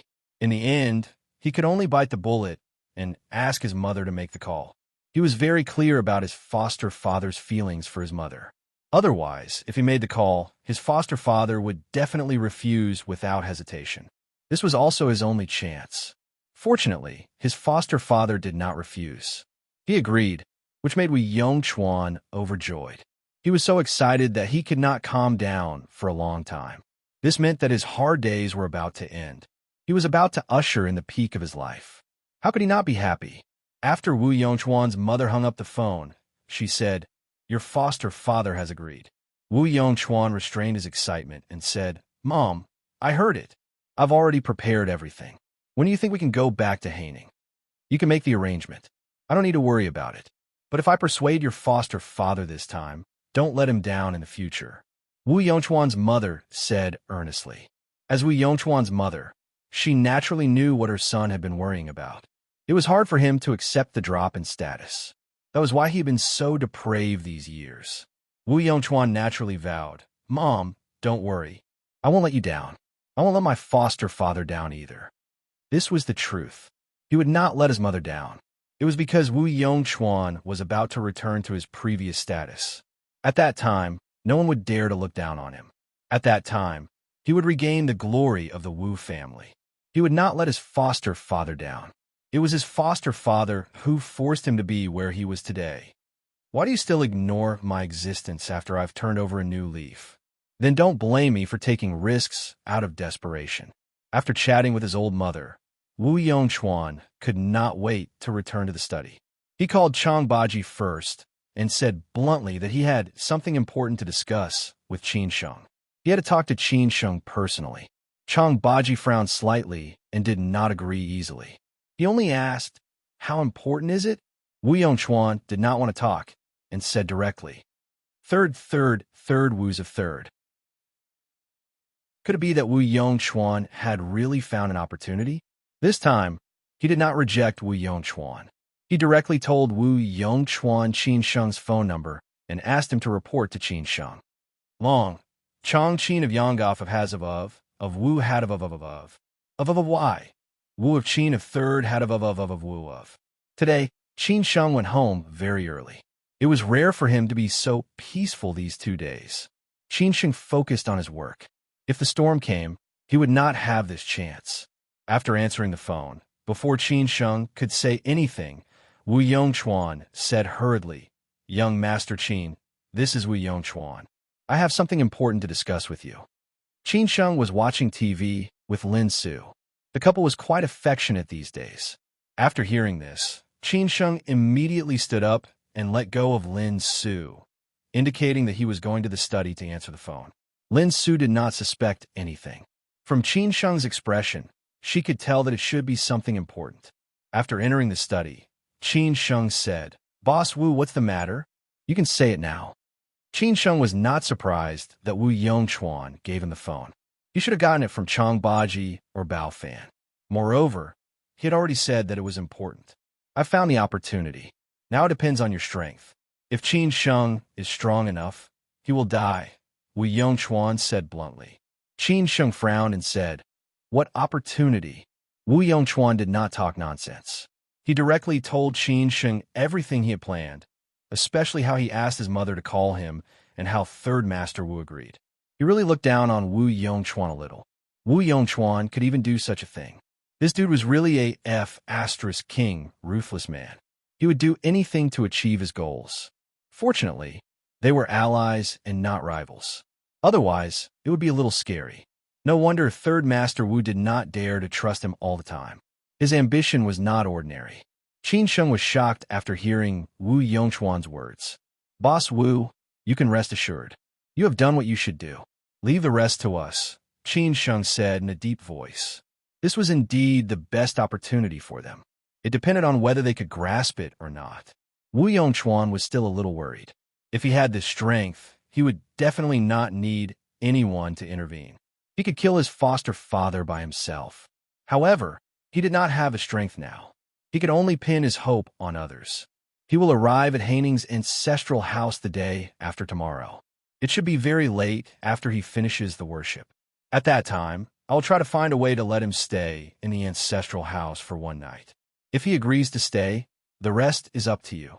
I will send you the map of the ancestral house. Whether it succeeds or not depends on you. Wu Yongchuan had already thought about all the plans.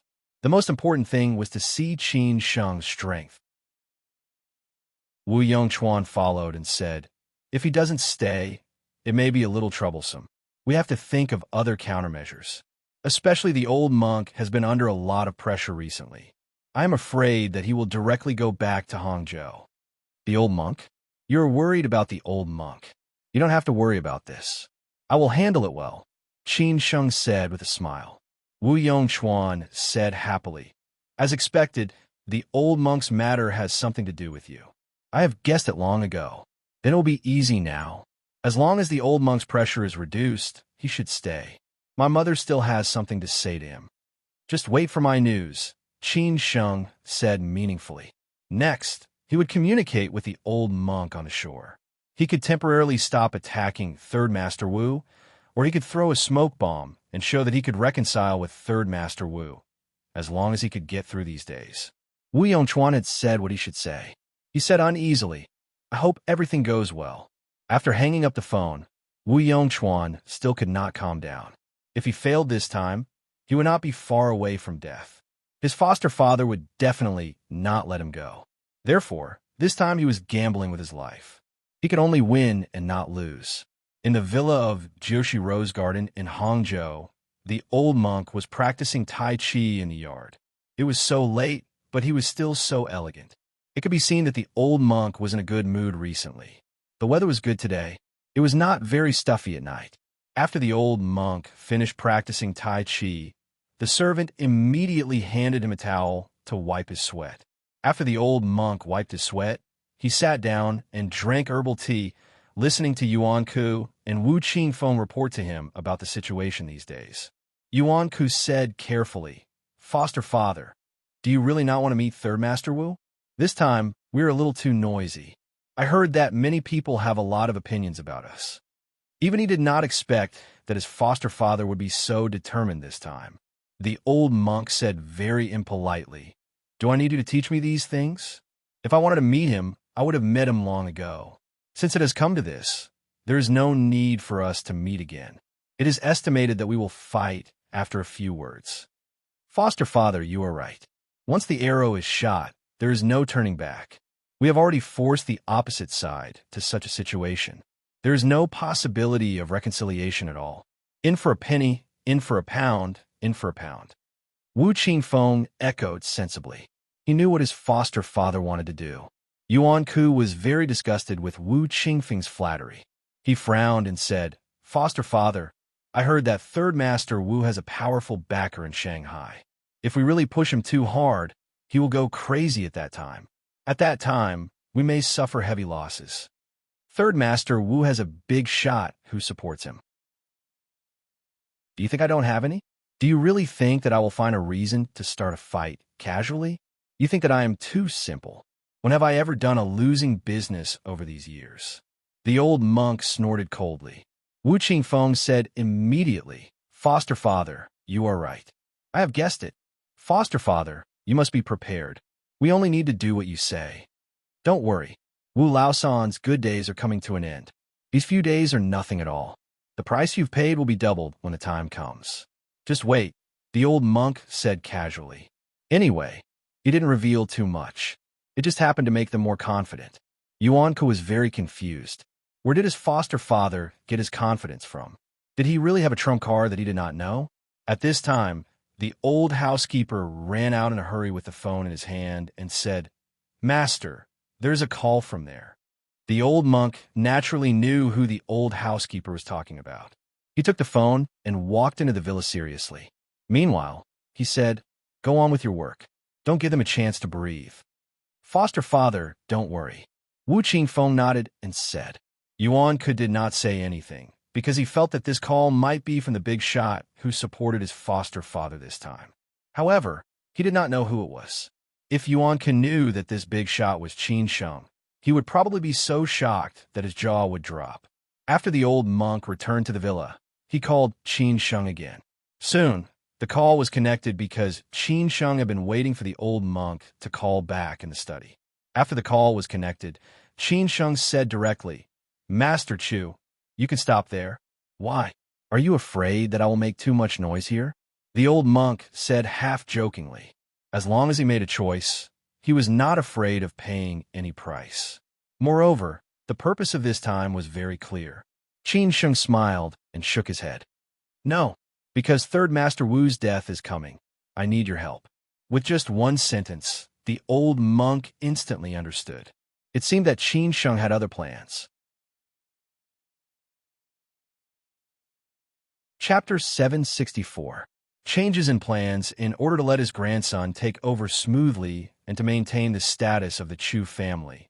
The old monk made a big gamble this time. He thought of all kinds of worse results and made countermeasures. The old monk and Third Master Wu made different choices, and the final result would be different. But he was not as hesitant as Third Master Wu. As long as he made a choice, he would do it without hesitation, because his purpose was clearer than Third Master Wu's. The things that had happened during this period were enough to show the old monk's boldness. Without saying a word, he started an all-out war with Third Master Wu. At the same time, he rejected all the people on Third Master Wu's side, including Third Master Wu. He did not show any respect to Third Master Wu at all. Anyone could tell that the old monk's decision was a deal that would hurt the enemy and himself. However, the old monk did not back down at all.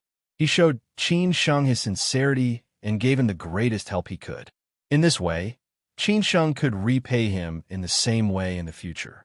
A heart for a heart, the old monk was very wise. Now, Qin Sheng suddenly called him and told him that he could stop.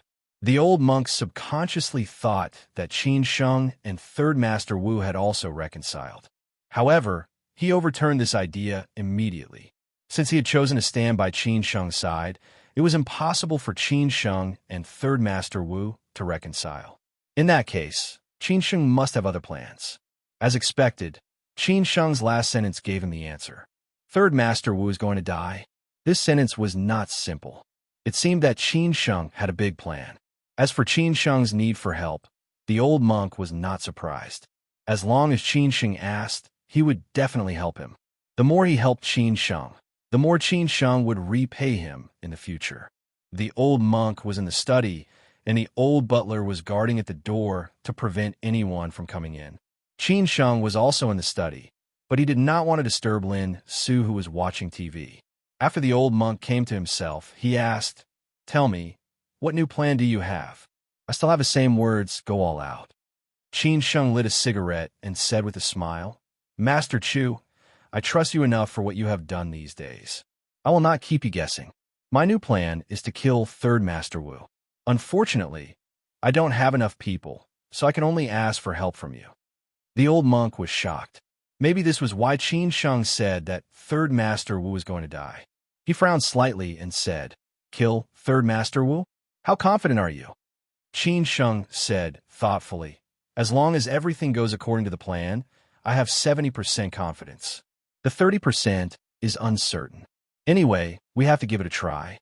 As long as Third Master Wu is dead, we don't have to suffer so much anymore." The old monk squinted and said, "Well, since you said so, I won't ask more. You just need to tell me how many people you need, and I will cooperate with you." Qin Sheng said with a smile, "It's not the number of soldiers that matters, but the quality. I don't need a lot of people. I just need 2 or 3 top masters. I think Mr. Chu definitely has enough of them. That's why I asked you." What Qin Sheng said in the latter part was definitely a joke. The old monk had been in business for so many years and had never lost to Third Master Wu's side. How could he not have a trump card?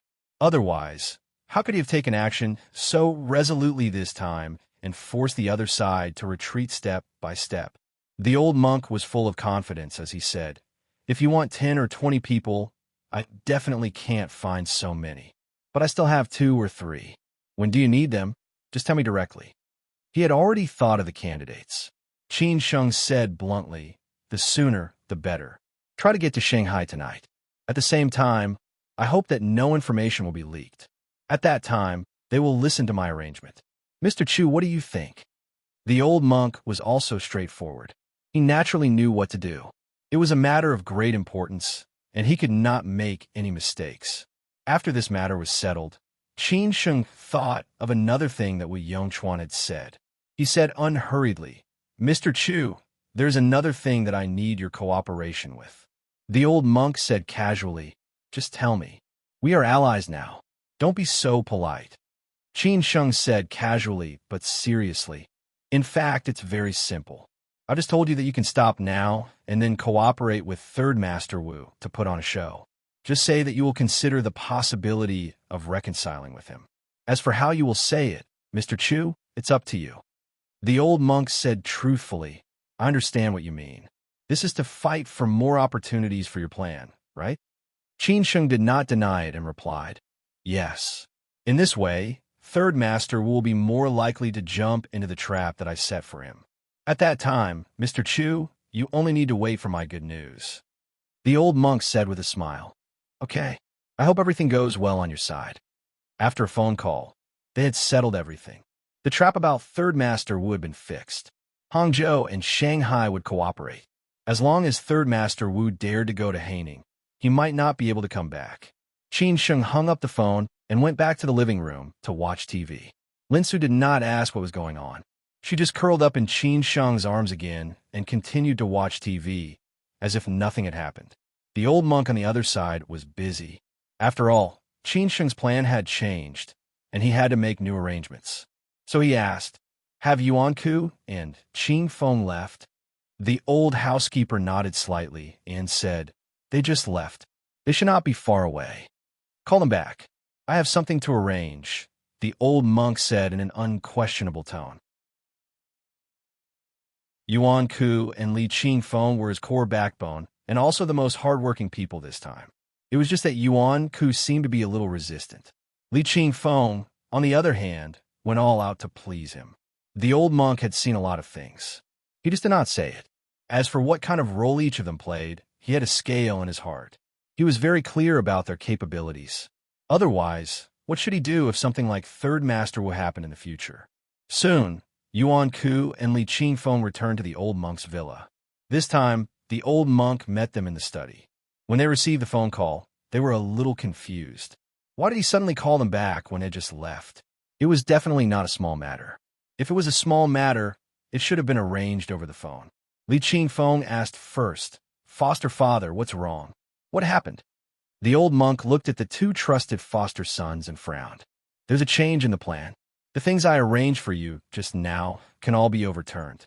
In a moment, you will inform people to stop all the actions against Third Master Wu from tonight." After hearing that, Li Qingfeng was even more confused. He frowned and asked, "Foster father, what's going on? The situation is very good. Why do you suddenly stop?" After hearing that, Yuan Ku was overjoyed. In this way, they did not need to continue to consume their strength. During this period, although they suppressed Third Master Wu, they also suffered a lot. They also offended a lot of people and owed a lot of favors. It was not easy to settle this account. Yuan could guess, "Foster father, is it that the big shots behind us are a little dissatisfied with us recently? But do they have other plans?" The old monk stared at Yuan Ku and said, "This is not something you should worry about. What you need to do is just what I arranged for you to do. Don't do things beyond the scope. There are some things that I can't guess." Yuan Ku lowered his head in a hurry and said, "I'm sorry, foster father. I know I was wrong." Li Qingfeng was secretly happy. Yuan Ku was a little arrogant recently. He always went against his foster father. Didn't he know how to keep a low profile? Whatever his foster father wanted to do, just let him do it. Anyway, his foster father would take care of everything. Why did he worry so much? Did he really think that he was the boss? The old monk then ordered, "Qingfeng, contact Third Master Wu tomorrow and tell him that I'm going to reconcile with him. As for when to meet, I need to think about it." Li Qingfeng was surprised and said, "Well, foster father, do you really want to reconcile with him? You just refused Third Master Wu. I guess Third Master Wu is very angry now." The old monk said disapprovingly, "When it's time to reconcile with him, we still have to reconcile with him. As long as we can reach an agreement, it's okay. After all, what we want is only benefits. If Third Master Wu is willing to give it to us, why don't we reconcile with him?" Li Qingfeng echoed, "Foster father, you are right. I will contact them later." The old monk said in a powerful and resonant voice, "All right. There's nothing else. You can leave now. Remember to inform all of them. If anyone is disobedient, don't blame me for getting angry." His prestige in this circle was much greater than that of Third Master Wu's circle. Yuan Ku and Li Qingfeng left the villa in a hurry again. After they walked out of the door, Li Qingfeng asked casually, "Lao Yuan, what on earth is going on? It has only been half an hour. Foster father's reaction is a little bit different." Anyway, Yuan Ku was very satisfied with his foster father's decision. Li Qingfeng was somewhat disappointed. He had a series of plans. This time, the action against Third Master Wu could not only make him more famous in front of his foster father, but also improve his status in the future. At the same time, he could also make benefits for himself. As for how to make benefits, it was his business. Yuan Ku said thoughtfully, "It probably has something to do with that phone call. It should be the big shot that foster father mentioned." Li Qingfeng frowned and said, "Tell me, what kind of big shot can influence foster father's decision? Do you want to know?" "I also want to know, but it is destined that we will not be able to get in touch with him. Maybe we will know one day." Yuan Ku shook his head and smiled bitterly. They had to continue to work hard. This society was like a pyramid. They could only keep climbing up. Otherwise, they could only accept it obediently. After saying that, Yuanke took the lead to greet them and got on the driveway. He said, "I am leaving first. Take your time to think about it." After Yuanke left, Li Qingfeng pondered for a while, but he could not figure out anything. In the end, he was too lazy to think about these things. In Shanghai, Bao Fan had been followed by that thin and weak man for several days. In order to eliminate this danger completely, Qin Sheng sent Yang Dainyu. Consequently, Bao Fan and Yang Dainyu set up a trap in this way. Tonight was the time to close the trap. Chapter 765. Out of luck. On New Year's Eve, I wish everyone a happy new year. May everything go well in the new year. May your work be smooth and you be healthy. The man following Bao Fan was none other than Huang Jin, who had promised Feng He that he would complete the mission within a week. Perhaps Feng He had already forgotten about this matter. After all, the Yin family's attention wasn't here during this period of time. However, Huang Jin still persisted in following Bao Fan. He would definitely find an opportunity to get rid of Huang Jin. However, Bao Fan was no longer so careless. During this period of time, Bao Fan could be said to be extremely careful, fearing that his opponents would find an opportunity to harm him. Now, he was very clear about how important he was to Qin Sheng. Moreover, Master Qin had given him an important task. Therefore, when Bao Fan found out that he was being followed by that old acquaintance, he reported it to Qin Sheng. That was why Yang Dainyu had been protecting him these few days. Of course, Yang Dainyu was in the dark. His target was that man. There was an open park near the villa where Bao Fan lived. Bao Fan would take a walk there every night, but he was protected by a few bodyguards. The time was also uncertain. Sometimes he would go after work, and sometimes he would go late at night or early in the morning. He regarded it as a way to relieve stress and relax. Tonight, Bao Fan passed by the park after finishing a drinking party. As usual, he asked the driver to stop by the roadside of the park. After getting out of the car, he prepared to walk into the park. A few bodyguards wanted to go with him, but Bao Fan waved his hand to ask them to wait there. Then, he walked into the park alone. Bao Fan knew very well that the man hidden in the dark was staring at him. He must have known that this was a great opportunity, so he probably couldn't wait to follow him into the park. If he was a powerful character, he would have already figured out the situation in the park and was just waiting for such an opportunity. Just as Bao Fan thought, not long after he got out of the car, Huang Jin, who was not far away, sneaked into the park from another place under the cover of the night and then quietly approached Bao Fan. It was already late at night. Even though it was summer, there were not many people in the park. The elderly had already gone home to rest, and the young were more willing to go to the disco and drink. Who would be willing to stroll in the park? It was estimated that there were only a few young couples who were secretly having fun. Bao Fan walked unhurriedly. He had been in Jianghu for so many years, so he still knew how to act. Moreover, this was a planned drama. Bao Fan kept walking along the lakeside. When he passed by the bench, he took a short break and smoked a cigarette. He was not worried that the man was following him, so he did not look back. Yang Dainyu had already taken action.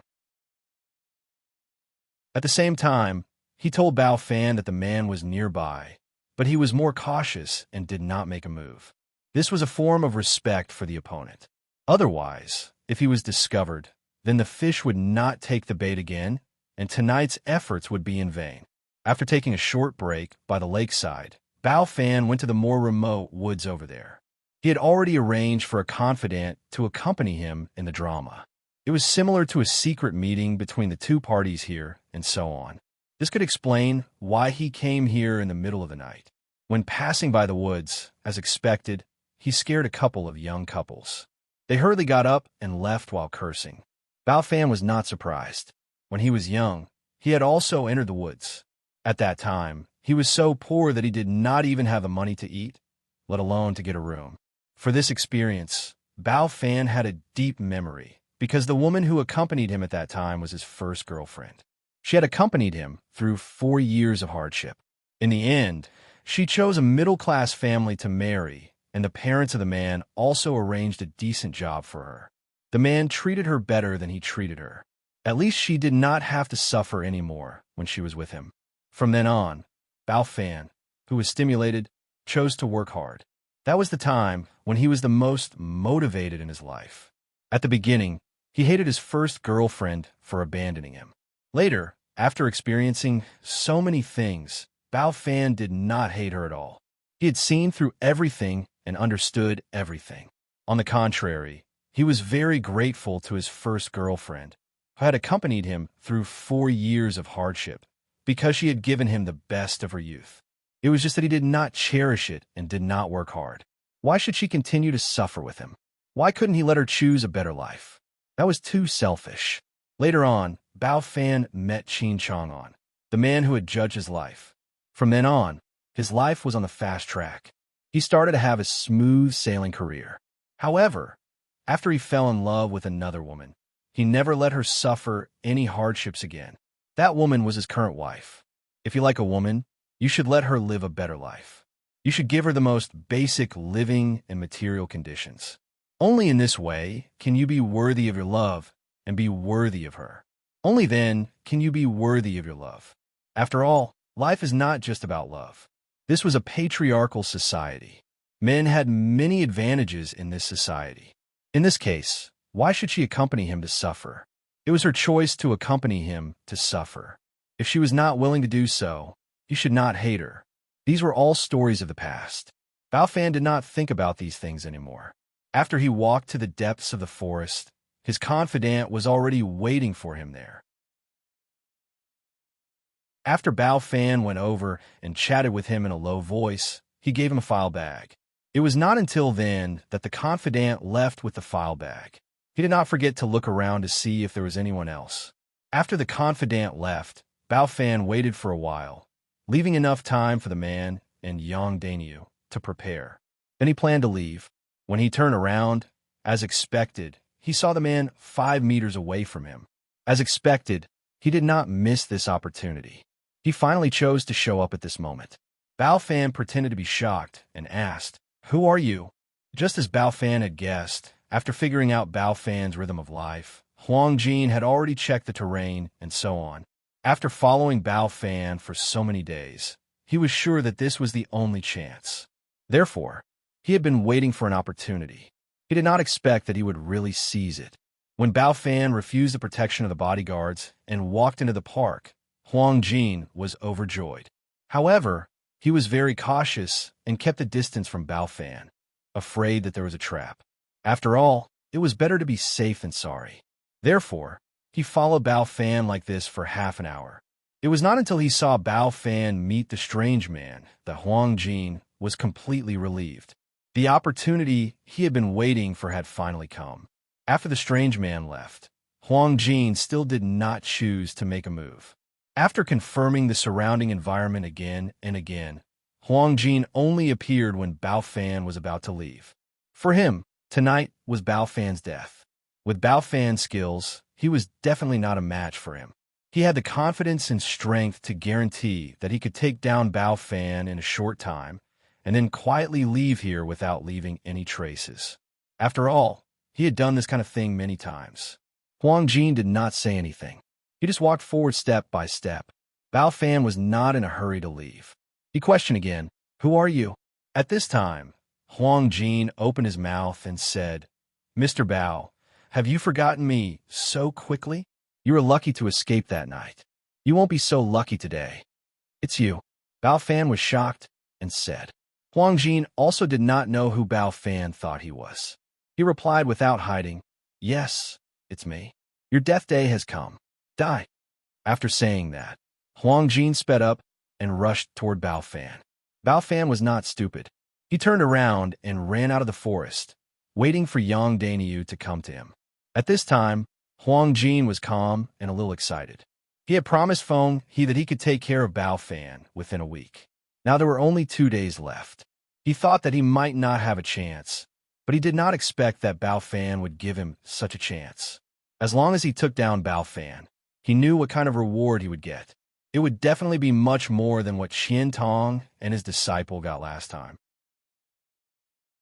At the same time, it also proved himself that if anything happened to the Yin family in the future, he would definitely be the first to think of him.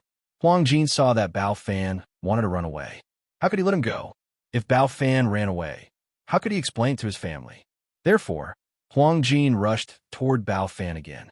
Just when he was about to get close to Bao Fan, Huang Jin suddenly felt a sense of danger. It was already too late for him to think.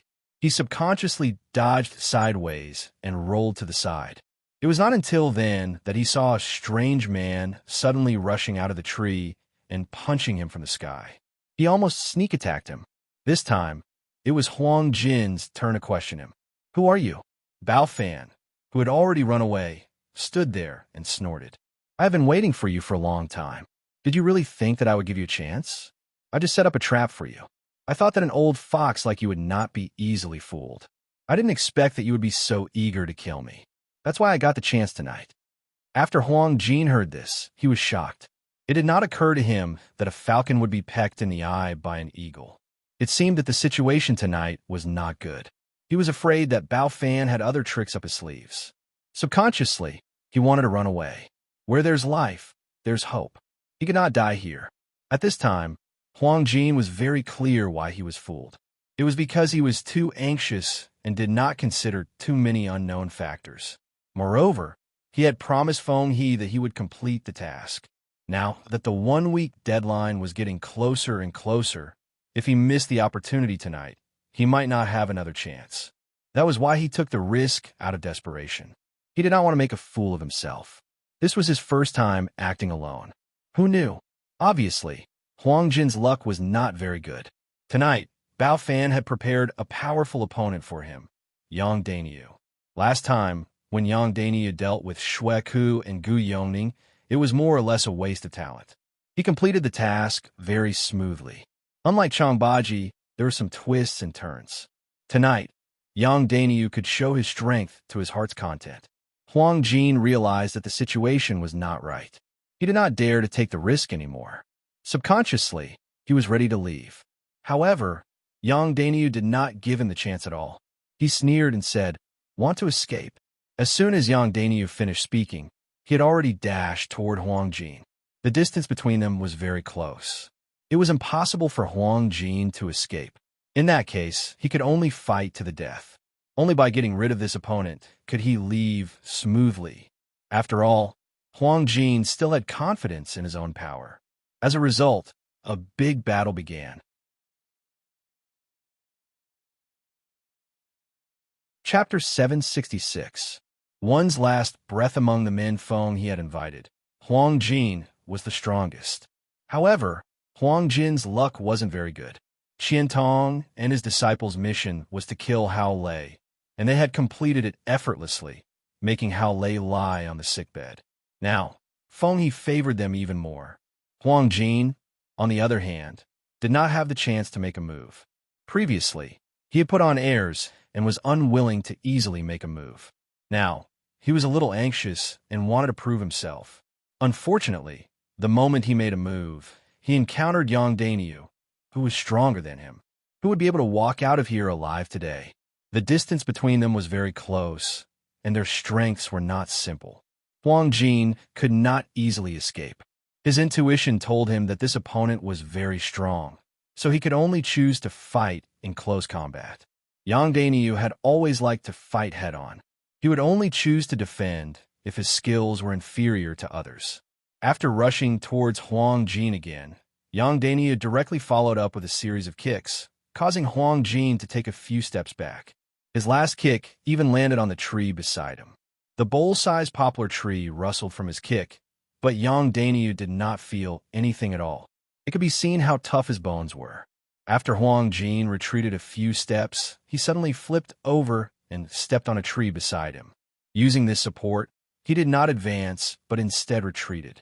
He threw a punch straight at Yang Daniu's face. Yang Daniu calmly dodged to the side, and at the same time, punched at Huang Jin's ribs.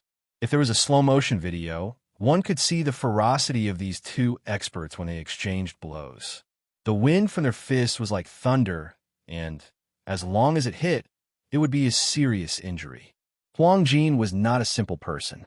After the initial panic, he had already stabilized his footing and grabbed Yang Daniu's wrist, making it difficult for Yang Daniu to move even half an inch forward. At the same time, he lifted his knee and hit Yang Daniu's abdomen. Yang Daniu turned around and grabbed Huang Jin's arm, directly hitting his knee, causing Huang Jin's attack to miss. Not far away, Bao Fan was already stunned. Clearly, this person was definitely not one of the two that had fought with him that day. He should be the last one. If he had fought with him, he might have already died that day. He was really lucky. How could Huang Jin's ability be limited to this? It was his ability to counter every move that came his way. He suddenly swung his left elbow at Yang Daniu's head. If he were to be hit, Yang Daniu would probably be in a lot of pain. Yang Daniu sneered in his heart. He pulled Huang Jin's arm with both hands and forced his knee down. At the same time, he bent his waist and lowered his head to avoid Huang Jin's elbow attack. His elbow almost brushed past Huang Jin's hair. He could feel how strong the force behind it was. At this time, Yang Daniu suddenly did not take the usual path. He retreated and slammed his head into Huang Jin's chest.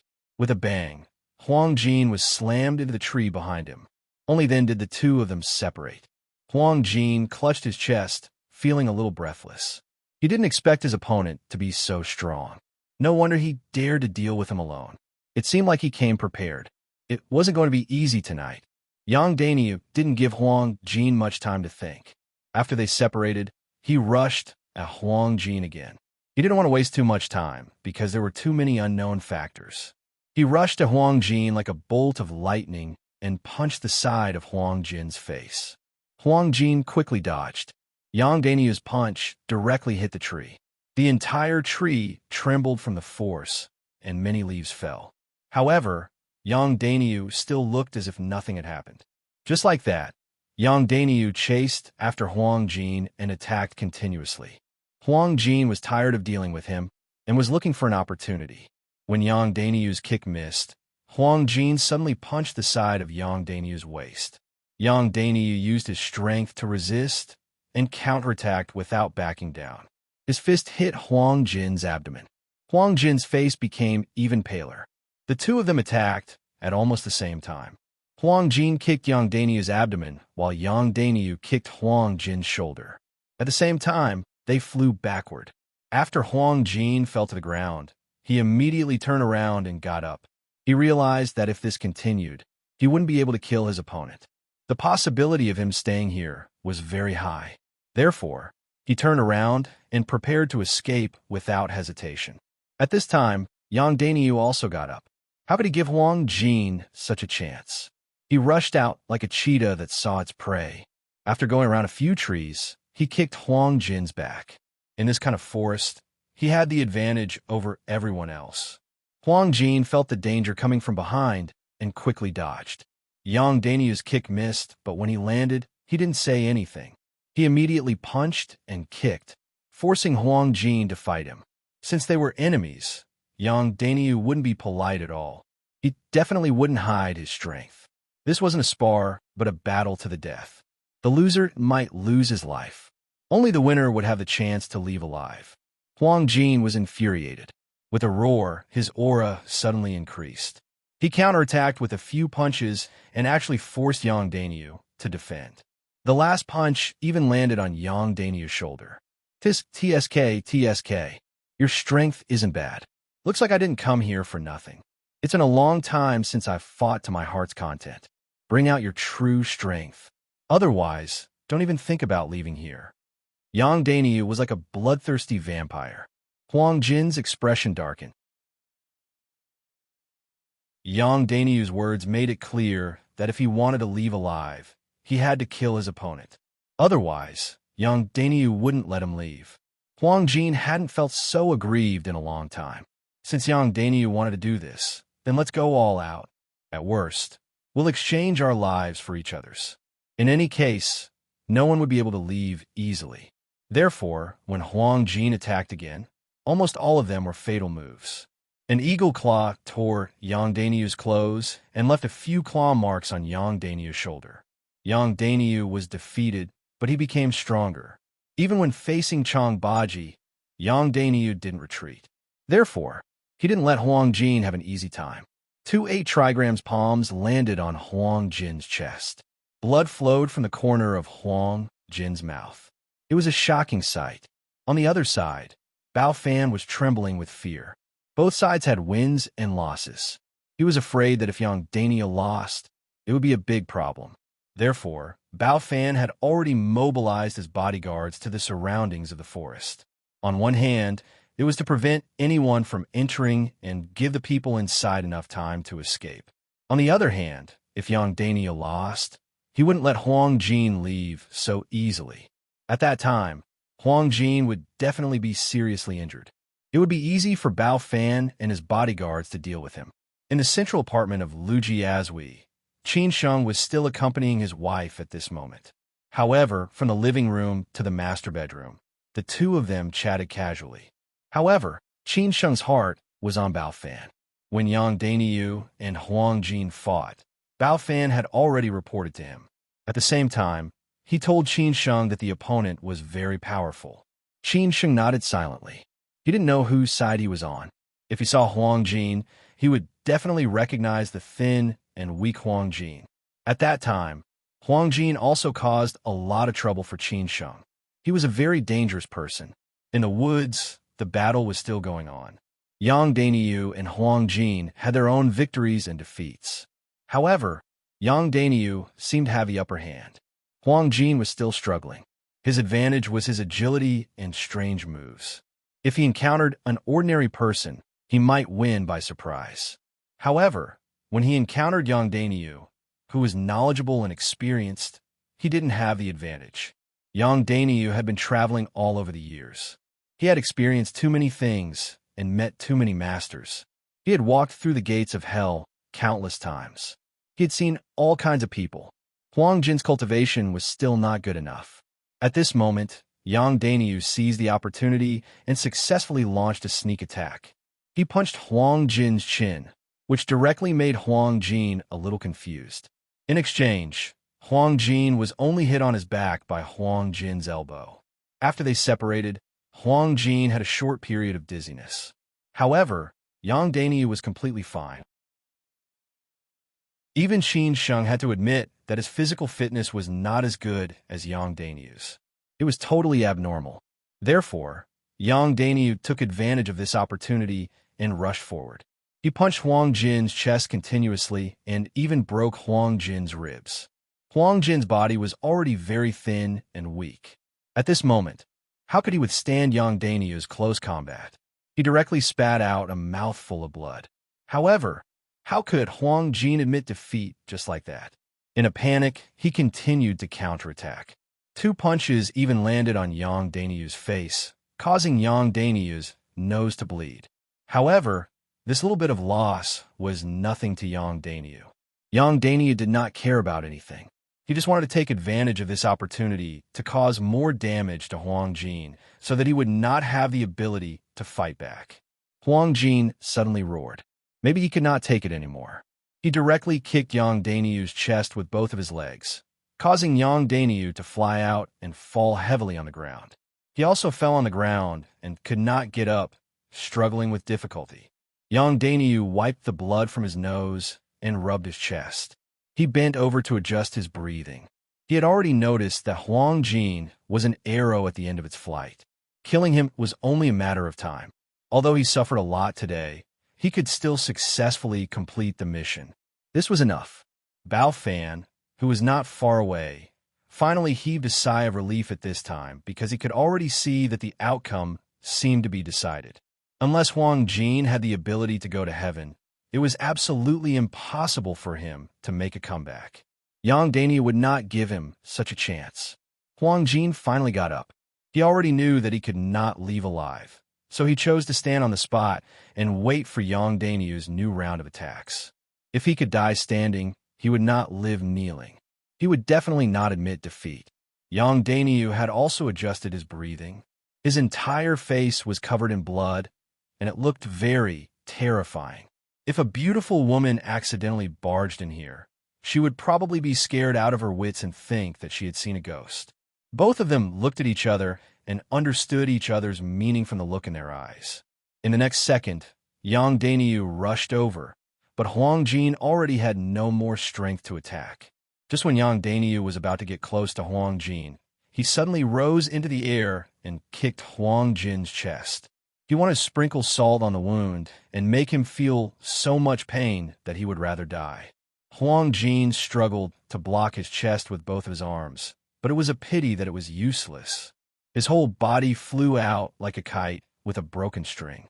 He hit a tree heavily and then fell to the ground. This time, Huang Jin no longer had the ability to fight back. The dust had settled, and there were no more changes. Yang Danyu slowly walked toward Huang Jin.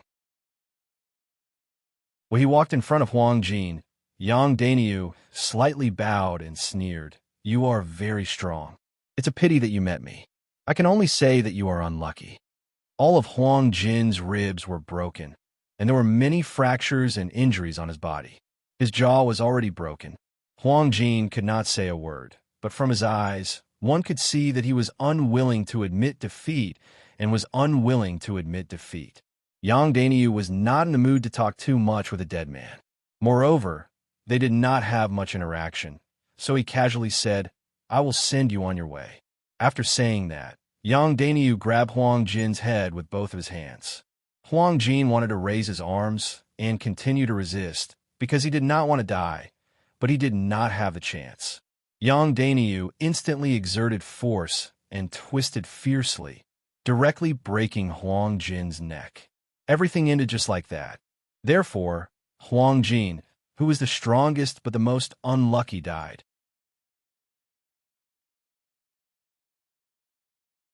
Chapter 767. Invitation. The dust finally settled, and there were no more waves. Huang Jin probably did not understand why he, the most powerful one, died in such a sullen way. Of course, he was not reconciled, but he was not as good as Qin Sheng. Yang Danyu had been traveling around for so many years and had seen too many hidden masters. He had walked through the gates of hell many times. It was not that he had never met an opponent like Huang Jin.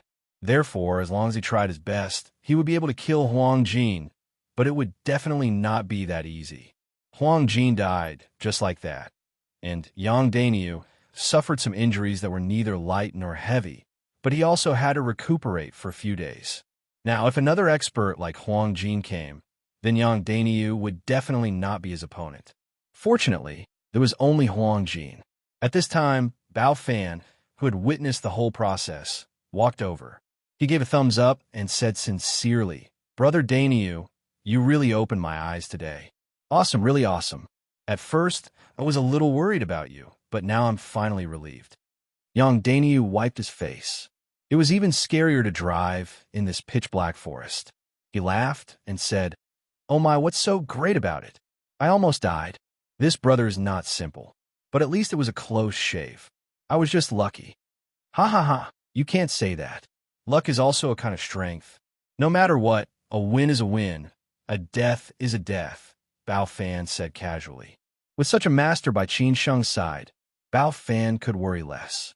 Coupled with the existence of Chang Baji, at least there would not be any great danger. After the big battle ended, Yang Danyu was a little exhausted. He said with a slight fatigue, "Brother Bao, I'll leave the rest to you. I'll go back and rest first." "Don't worry, I've already arranged it. You don't have to worry. But you helped me get rid of such a big hidden danger. I have to treat you to a drink no matter what. Anyway, there's nothing else to do now. Let's go drink." Bao Fan took the initiative to invite him. Yang Danyu chuckled and said, "Let's forget about it today. When I'm done with my work, we'll have a good drink then. I'll owe it to you first." Bao Fan did not insist. He followed Yang Danyu's words and said, "Okay, then we'll drink another day." After chatting for a while, Yang Danyu said his goodbyes and left. First, he walked to an empty lake to wash his face and clean the bloodstains. Finally, he avoided the passers-by and left the park. Bao Fan arranged for the bodyguards to deal with Huang Jin's corpse and bloodstains. When everything was done, Bao Fan left with a peace of mind.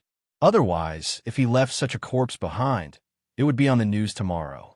After all, this was Shanghai. He had to be careful. In the dead of the night, it was as if nothing had happened. Only a few people knew about it. The little forest returned to its peaceful state, but a man had already disappeared from this world. Who knew how many scenes were happening every day? No wonder most people liked to live ordinary lives. If everyone was like this, then the world would have been in chaos a long time ago. Qin Sheng was lying on the bed, ready to rest. Lin Su curled up in Qin Sheng's arms, feeling his heartbeat and breathing. She listened to Qin Sheng telling her about the trifles of life and so on. Her face was full of happiness and a smile. At this moment, Qin Sheng heard a text message on his phone.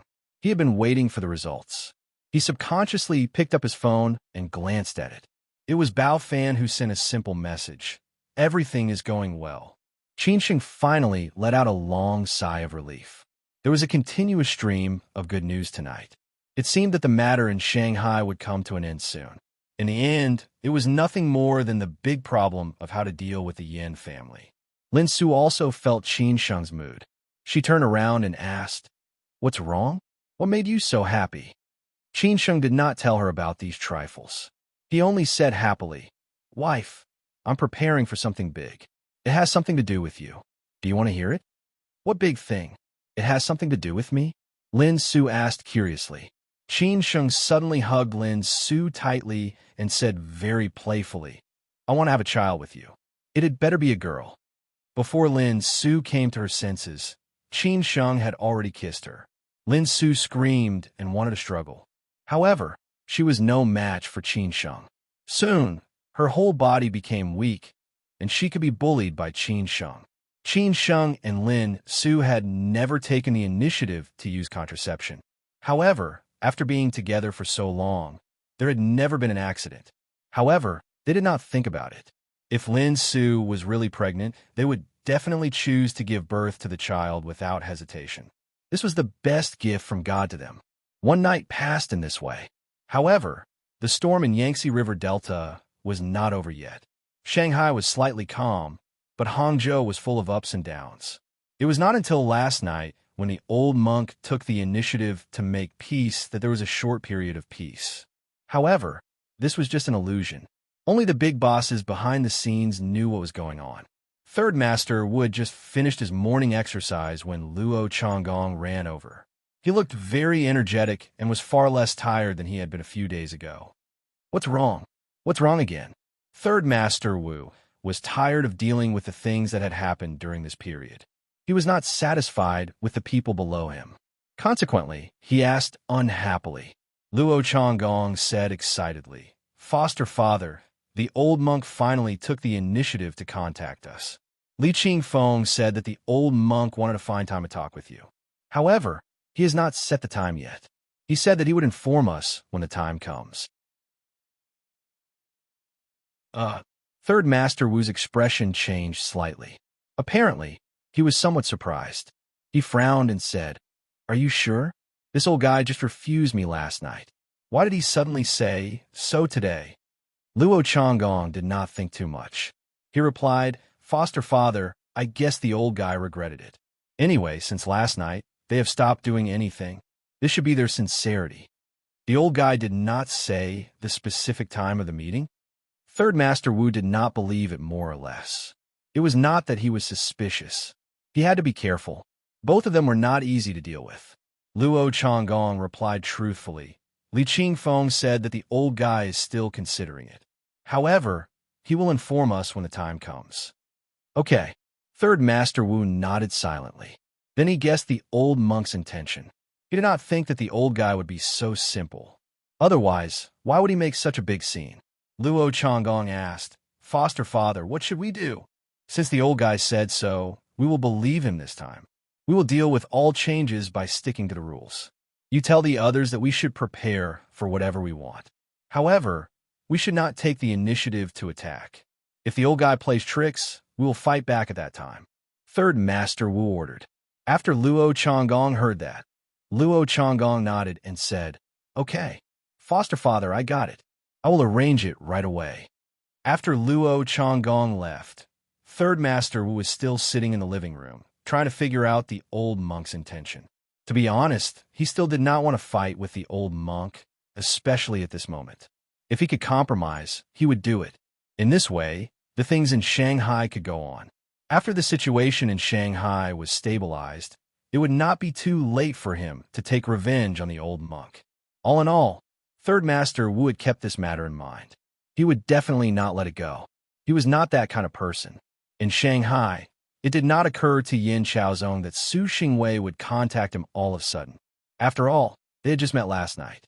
However, no matter what, Yin Chaozong still left Shishan obediently and came to the downtown area. He did not dare to disrespect the eldest young Master Su. Now, it was not easy for him to get in touch with the eldest young Master Su. Of course, Yin Chaozong would not let go of such an opportunity. If he could get familiar with Su Xingwei because of this matter, he would have more chances to contact him in the future. At that time, the reward would be great. They met in a cafe in Jing. Most of the people in the cafe were artistic youths. The environment was also artistic. These urban white-collar workers were reading calligraphy and painting, talking and laughing, and enjoying the leisure time of afternoon tea. Yin Chaozong did not know why Su Xingwei chose this place. Could it be that the eldest young master, Su, was an artistic youth at heart? Su Xingwei was still alone. He did not choose this place on purpose. In the afternoon, he visited an old master who was a family friend nearby.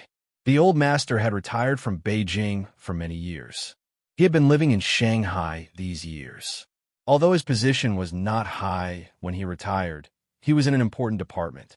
Consequently, he had many contacts with the Su family in recent years. In particular, one of his sons was in charge of a big province in the north now. It was very likely that Su Xingwei would go to the province where the tycoon was in the future to gain experience. Since he had come to Shanghai, of course, he should take the initiative to visit him. The old master was very satisfied with Su Xingwei, just like Song Hexing made many old men very satisfied. They had already shown their strength, so the related families were naturally willing to cultivate and pave the way for them, but would not want them to go further in the future. This would bring benefits to the families who were related to them sooner or later. After Yin Chaozong found Su Xingwei, he greeted him and sat down directly. He smiled and said, "Why did young Master Su choose such a place? Could it be that young Master Su is also an artistic youth?" Of course, Yin Chaozong was joking. He just did not want the atmosphere to be too awkward.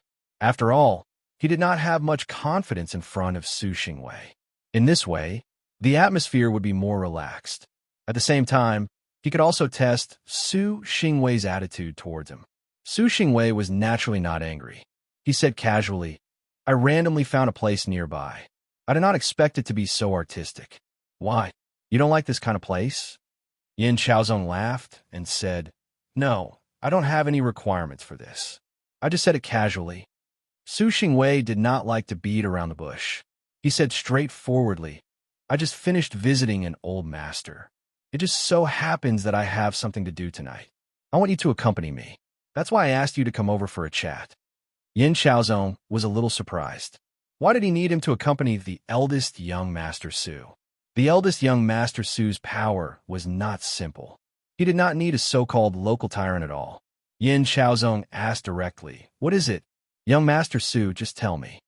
"It's nothing big. I just heard from my friend that there will be an official banquet tonight. Are you interested?" Su Xingwei asked with interest. Yin Chaozong was even more confused. What kind of banquet needed him to accompany him? Su Xingwei did not have to pave the way for him. He frowned and said, "Young Master Su, it can't be that simple. It's indeed not that simple. The reason why I want you to accompany me is that I know a man that you are interested in will also be there. I just want to join in the fun," Su Xingwei said, squinting his eyes. Yin Chaozong said subconsciously, "Qin Sheng." Su Xingwei smiled and said nothing.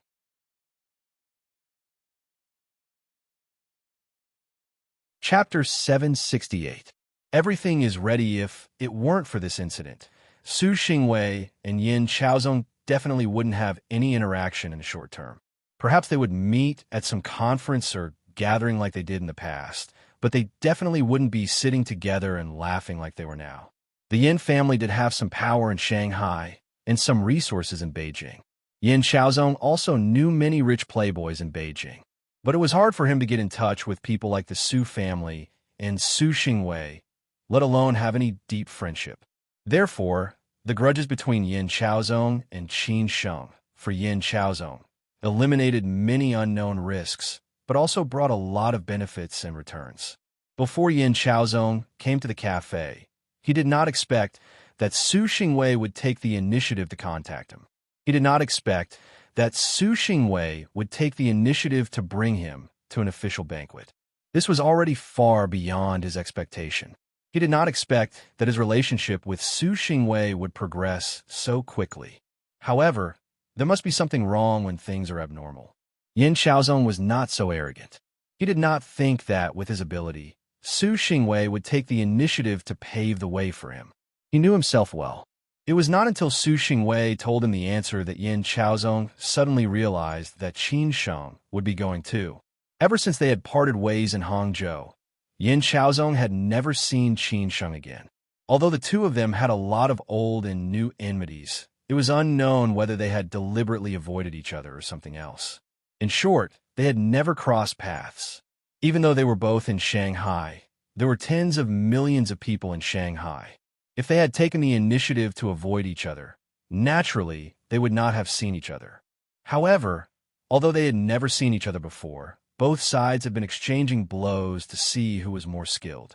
In any case, Yin Chaozong did not choose to admit defeat. He had thought of all kinds of methods and had persisted until now. At this moment, Yin Chaozong was more or less in conflict with Su Xingwei's deliberate arrangement. He did not want to see Qin Sheng because it would be very embarrassing. Now, although he could fight with Qin Sheng behind the scenes, if they met, he no longer had the confidence and strength to face Qin Sheng. At that time, he was destined to be humiliated. Why bother? Moreover, Yin Chaozong could not figure out what Su Xingwei's purpose was. Although Yin Chaozong did not have any qualifications in front of Su Xingwei to use him as cannon fodder to deal with Qin Sheng, he would also be disgusted by it.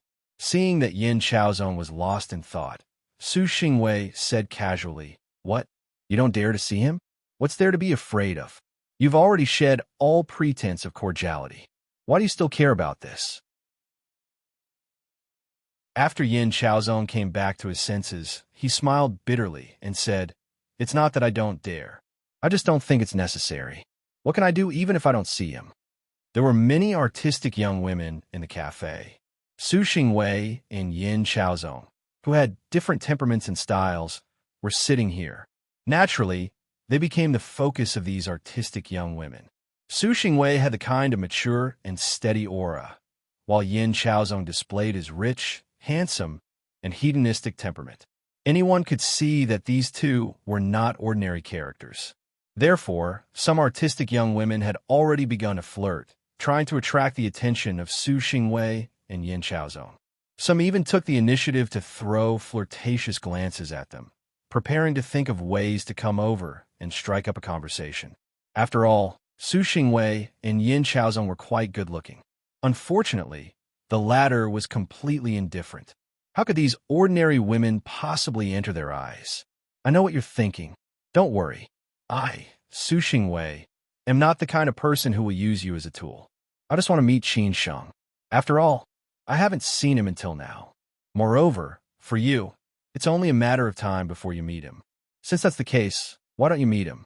Moreover, with me here, what can he do to you? Su Xingwei said so.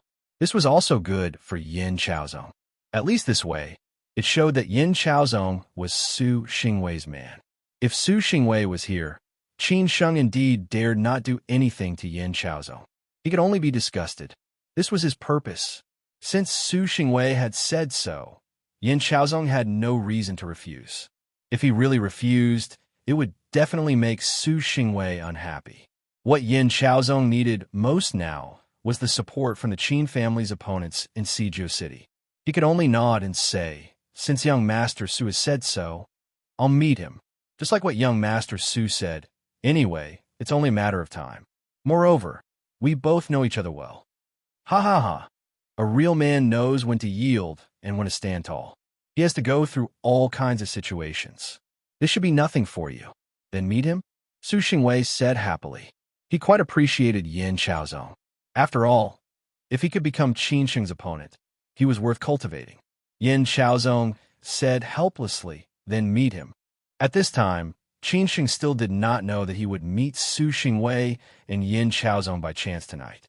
He also did not know that Su Xingwei deliberately used Yin Chaozong to disgust him. If he knew, he probably would not have a good impression of this rich playboy of the Su family. Fortunately, Qin Sheng already knew Su Xingwei's identity and also knew that he had met the Shui family, the Gu family, and Yin Chaozong. Bao Fan's intelligence was still very timely. After all, with the support of Gong Sun, it was not difficult to find out Su Xingwei's identity. Qin Sheng was not surprised at all that the Su family finally came to the front from behind the scenes. Otherwise, the Shui family, the Gu family, and the Yin family would not be so calm at this time. If it were not for the suppression of the big boss behind them, they would have already taken revenge on Qin Sheng. For Qin Sheng, Su Xingwei came to Shanghai personally. This news could be interpreted by Qin Sheng in many ways. Even for the Qin family, they could also figure out what on earth the Su family, led by the Qin family, wanted to do. However, Qin Sheng was not interested in Su Xingwei at this time, because the reinforcements sent by the old monk had already arrived in Shanghai. Tomorrow, they would follow Changbaji and the others to Haining. At that time, they would give Third Master Wu a fatal blow and make him pay a heavy price for what he had done during this period. This was the result he wanted to see. Once Third Master Wu died, the pressure on his side would be greatly reduced. At the same time, it could also frighten the Yin family and make them more obedient. Anyway, he could have more time to breathe. As for how the old monk and the Dugu family would divide Third Master Wu's side, including whether Wu Yongchuan would be exposed, whether he was dead or alive, and how many benefits he could get, Qin Sheng did not need to worry about it anymore. He needed to face other things. As a force that could fight against Third Master Wu as an equal, the old monk had naturally kept many powerful people in captivity these years. Otherwise, when he took action against Third Master Wu this time, he would not be able to fight back at all at the beginning. It was not until a few days ago that he became a little better. There were 3 men of different ages. The leading man was already 40 years old. It was said that he was the old monk's driver and bodyguard. Usually, he did not show his strength. However, when he took action, he was a ruthless person. It was said that his strength was not inferior to Chu Sikong's. However, they had not fought against each other before. This middle-aged man was called Huang Feng.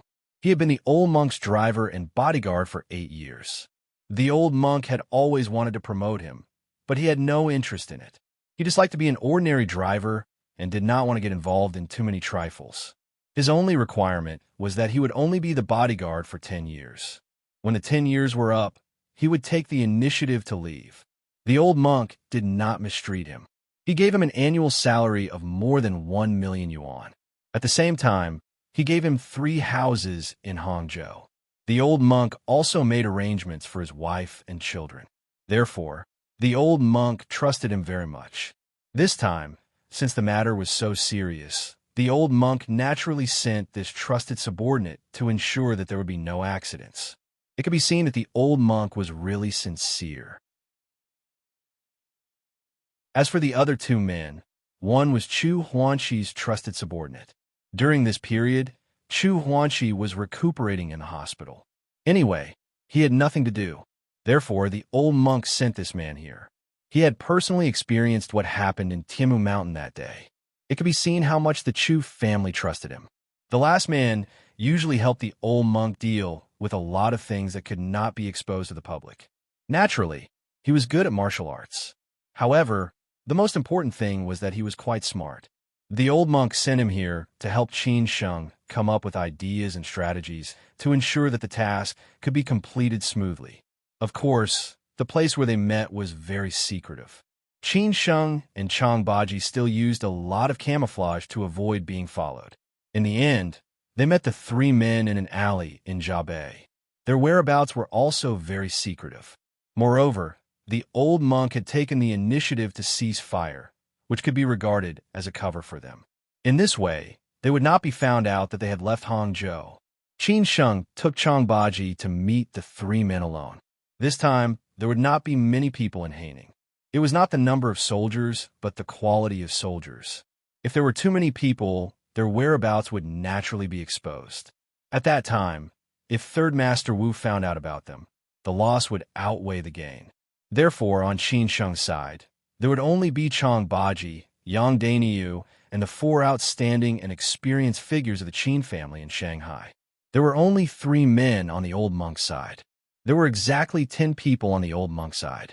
With the help of Wu Yongchuan's side, Qin Sheng did not believe that Third Master Wu could not be killed.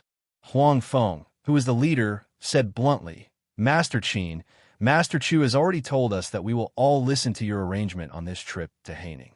You could just give us orders. No matter what it is, even if we have to sacrifice our lives, we will absolutely not say no." Judging from their appearances, they were upright, plain-spoken, and loyal people. It was no wonder that he could be the old monk's driver for 8 years, and that the old monk would send him here. After Qin Sheng sized up the 3 men, he said in a low voice, "It is not as serious as you think, nor is it that simple. Our purpose is very clear, which is to kill Third Master Wu at the lowest cost. As long as we kill Third Master Wu, we will complete our task. As for the others, we can totally ignore them." Huang Feng said on behalf of the others, "Don't worry, Master Qin. We know that." He had never let Master Chu down before, so he did not want to let him down this time. It was said that Chu Sikong was very powerful. He had not had a chance to fight with him for so many years. This time, he definitely had a fight with Chu Sikong and see who would laugh in the end. Huang Feng thought so did Chang Baji. Last time, because Chang Baji had been injured, he had no choice but to be defeated by Chu Sikong. As a result, Qin Sheng was in a desperate situation and almost died in Huangmei Town. However, this time, Chang Baji was in a very good state. It could be said that this was his best state. He definitely wanted to fight with Chu Sikong again. Moreover, if he wanted to kill Third Master Wu, Chu Sikong would definitely be the biggest obstacle. Qin Sheng looked at Chang Baji and said, "Lao Chang, have you contacted Wu Yongchuan?" Chang Baji said quietly, "Yes, I have. When is the most suitable time to take action? Wu Yongchuan will inform me at that time." Without Wu Yongchuan, who was a mole, it was obviously more difficult for them to kill Third Master Wu. Consequently, Wu Yongchuan played a very important role. Qin Sheng said gently, "Always be careful. If the noise is too big and there is no other way, don't be obsessed with fighting. Just look for another opportunity." Chang Baji said in a deep voice, "I know." At this time, Huang Feng looked at Qin Sheng and asked, "Master Qin, when will we set off?" "I suggest that we set off earlier. In this way, we can make a detailed plan. At the same time, we can get familiar with each other." Qin Sheng looked at Chang Baji and said with a smile, "It seems that you are more anxious than me. Don't worry. You can take a rest in Shanghai for 1 night and set off tomorrow morning. Lao Chang will talk with you about the specific plan." Huang Feng looked at Chang Baji, who happened to be looking at him at this time. They were communicating with each other through their eyes and could tell that the other was not simple. After arranging these things, Qin Sheng found that it was almost time. He asked Lao Chang to stay here and continue talk with them. He went back to Lu Jiazui Central Apartment to pick up Lin Su. Lin Su would accompany him to the dinner party tonight.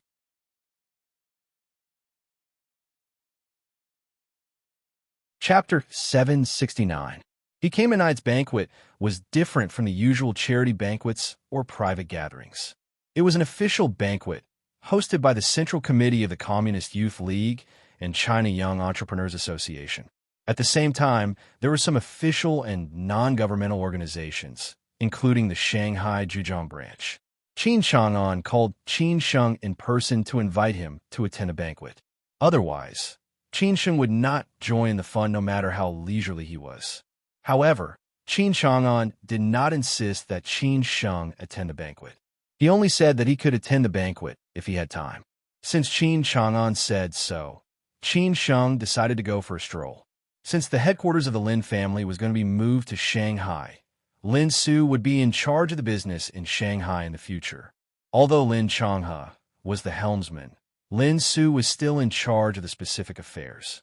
In order to create more favorable conditions for Lin Su, Qin Sheng wanted to take Lin Su with him. Most of the people attending the banquet tonight were young people under 40 years old. Some of them were famous young entrepreneurs. Most of them were in the financial and internet industries. Some of them were the successors or future heirs of traditional family businesses. In short, these outstanding young people were destined to be the mainstay of this country in the future. The standard was not low. There was the China Young Entrepreneurs Association, the Shanghai Zhujiang Chamber of Commerce, and other influential organizations. In short, all the young business elites in Shanghai had come to participate, including many real big shots in the business world. There were quite a few of them who could be named. No wonder even Su Xingwei insisted on coming to join in the fun, although his target was Qin Sheng. Qin Sheng also felt that the banquet was of high standard, so he chose to attend. Whether in Beijing or Shanghai, some of these young elites were destined to become friends, and some would become rivals. It was not a bad thing to get in touch with them early, and he would definitely meet many acquaintances. Qin Sheng directly waited for Lin Su in the underground parking lot. The weather in June was already very hot, so Lin Su directly came out in her evening gown. For a city like Shanghai, which was very open, even if she bumped into her neighbors, she would not feel too out of place. Now that everything was calm and peaceful, Qin Sheng did not need Yang Daniu and Chang Baji to protect him. He only needed a few bodyguards from the Qin family to protect him. Moreover, this was the most prosperous Pudong New district in Shanghai. No one would dare to be too presumptuous. Moreover, Qin Sheng had speculated behind the scenes. Maybe his small aunt or uncle had already heard the news and would definitely keep an eye on him. However, the biggest advantage for Qin Sheng was that he could take advantage of this opportunity to let Chang Baji and Yang Daniu leave Shanghai secretly and go to Haining to see Third Master Wu off. No one would have thought of this. But the biggest advantage for Qin Sheng was that he could take advantage of this opportunity to let Chang Baji and Yang Daniu secretly leave Shanghai and go to Haining to see Third Master Wu off. It was obvious that Lin Su had dressed up meticulously tonight. It could be said that she was dressed to the nines. After all, this banquet was of a higher standard. As Qin Sheng's girlfriend and the future daughter-in-law of the Qin family, she could not bring shame to Qin Sheng and the Qin family. This seemed to be the first time that she accompanied Qin Sheng to such a formal occasion. At that time, she would definitely become the focus of certain people. Therefore, Lin Su got off work a few hours in advance. She picked out her dress and jewelry, did her hair and makeup, and so on. She was so amazed at this moment. On the way to the banquet, Qin Sheng held Lin Su's hand tightly and joked, "Honey, you are so beautiful. I'm afraid that you'll be taken away by someone tonight. Should I go home and change?" Lin Su replied deliberately. Qin Sheng shook his head quickly and said, No. I like your beautiful look, so I have a sense of achievement. Others can only envy you, but they can't have you. Do you know that feeling? Don't all men think that way? Is this the so-called possessiveness?" Lin Su smiled and said, but sometimes she liked Qin Sheng when he was like this. Qin Sheng said casually, "I don't know about other men, but for me, if I like someone but can't be with him, this kind of love seems to be meaningless." It's no wonder that I could offend the young Master Yin back then. I reckon that if other ordinary men like me met a rival in love like the young Master Yin, they would have given way a long time ago. Who would be so stupid as to almost die in the hands of the young Master Yin? "It's starting again," Lin Su said impatiently. Qin Sheng laughed and said, Forget it. My wife has a good eye. I have to admit that she has a good eye." Lin Su suddenly changed the topic and asked, "If Yin Chaozong really falls into your hands, what are you going to do?" "I'll give him a taste of his own medicine." "Why? Do you want to plead for him?" Qin Sheng's expression changed slightly. He could let everyone go, but he could not let Yin Chaozong, the initiator of all this. Lin Su felt the change in the atmosphere. She held Qin Sheng's arm and said, "Don't think too much. I'm just asking casually." Maybe Qin Sheng really thought too much. The Yin family and the Lin family had been friends for generations. Before Qin Sheng appeared, the relationship between the two families had been very frequent. As for Lin Su and Yin Chaozong, they grew up as childhood sweethearts. How could they not have feelings for each other?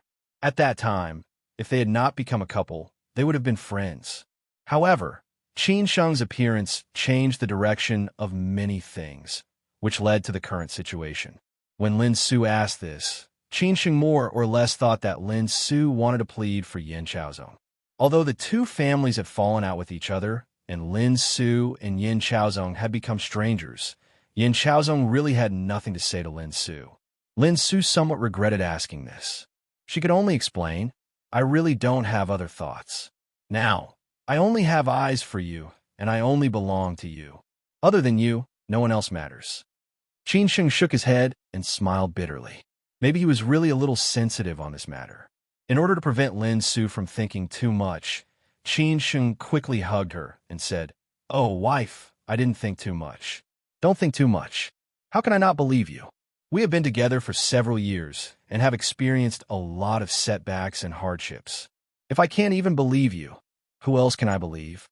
Lin Su leaned on Qin Sheng's chest and nodded. Well, it's okay. I was just afraid that you would think too much. Qin Sheng said impatiently, All right, let's not talk about this anymore. This Yin Chaozong is really haunting me. It seems that I have to get rid of him as soon as possible. This topic finally came to an end. Qin Sheng and Lin Su did not continue to pester each other. After all, there had never been any estrangement between them. They could talk about anything and get over it. Not long after, Qin Sheng and Lin Su arrived at the hotel where tonight's banquet would be held. Because many leaders and tycoons were attending, the security of the hotel was very strict. It was blocked from the inside to the outside. The bodyguards of the Qin family could only wait outside. Qin Sheng and Lin Su walked into the hotel after handing over the invitations. After all, Qin Sheng had only been in this circle for a short time. Whether it was the circle in Shanghai or the circle in Beijing, he did not meet many familiar people. However, Lin Su, who had stayed in Shanghai for a long time, met many familiar people. After all, Lin Su used to be very famous in this circle. Especially when Yin Chaozong took the initiative to pursue Lin Su, many people knew about it. Because the main character tonight was Qin Sheng as his girlfriend, Lin Su did not take the initiative to greet him. After seeing her, it was always others who were surprised to see her and came over to greet her. A man who was dressed very brightly walked over slowly with his female companion and said, Oh, Beauty Lin, long time no see. I didn't expect to meet you here today. It's really fate. Lin Su was not familiar with these people, but after all, they had already greeted her. She could only reply, Mr. Han, it's really been a long time. Actually, many people knew about Yin Chaozong and Lin Su's falling out in the end. It was just that they did not know it clearly. Not everyone could come in contact with so many inside stories. Obviously, this person did not know about it either. From the way he looked at Qin Sheng, it was more or less disdainful. Lin Su did not know whether he was comparing Qin Sheng with Yin Chaozong or comparing Qin Sheng with himself. Lin Su turned around and looked at Qin Sheng. Her eyes were full of gentleness. She smiled softly and said, This is my boyfriend. Oh, this handsome guy is actually Beauty Lin's boyfriend. I really didn't expect it. Turns out he is the legendary fierce man who snatched food from the tiger's mouth. Obviously, this Mr. Han was more familiar with Yin Chaozong. His words were more teasing. After that, he reached out his hand and greeted, Sorry for not recognizing you. I'm Han Zhao. How should I address you? Qin Sheng could not be bothered to exchange pleasantries with this kind of person. At this time, he also happened to see an acquaintance. He directly ignored Han Zhao's hand and lowered his head to say ambiguously in Lin Su's ear, Sister Qinyan is also here. I'll go over and say hello. After saying that, Qin Sheng left directly, leaving Mr. Han standing there awkwardly. His eyes were full of resentment. It was obvious that he hated Qin Sheng. Of course, Lin Su put Qin Sheng first. She casually said that Mr. Han would talk to her later and quickly caught up with Qin Sheng. She smiled and held Qin Sheng's arm. What the hell is this? Does he really think that he is someone important? Who knows if he is a gigolo? Mr. Han maliciously speculated. If he dared to say such words to Qin Sheng face to face, he he would probably be dead by now. With his little background, how could he withstand Qin Sheng's suppression? The female companion in Han Zhao's arms also echoed, "Hubby, don't be angry. It's just a pair of dogs. Look at that woman. She's like a vixen." "Ha ha, baby, you really know how to talk." Han Zhao patted the woman's perky butt and said happily. At this time, a young man happened to pass by him. He smiled and said, "Han Zhao, I'll remember it." Han Zhao was confused, but the man had already walked far away. In the corner of the banquet hall, Su Xingwei and Yin Chaozong were talking and laughing. As a big shot in Sijio City, Su Xingwei's appearance attracted a lot of attention. From the moment he walked in, he became the focal point. Maybe no one thought that he would attend this banquet. Yin Chaozong was in a good mood at this moment. Because he was the one who benefited from tonight, Su Xingwei was not stingy and introduced him to all the friends who greeted him. Naturally, Yin Chaozong would not miss such an opportunity. With his ability, he knew what to do. When Qin Sheng appeared, there was already someone in front of Su Xingwei and said, "Young Master Su, he is here."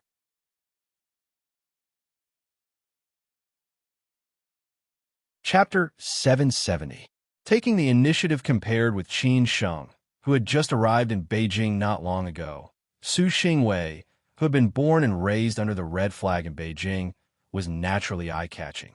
Not to mention the route and position he had taken at such a young age, and not to mention the prominent label of the Su family on him, his ability alone was enough to make people pay attention and appreciate him.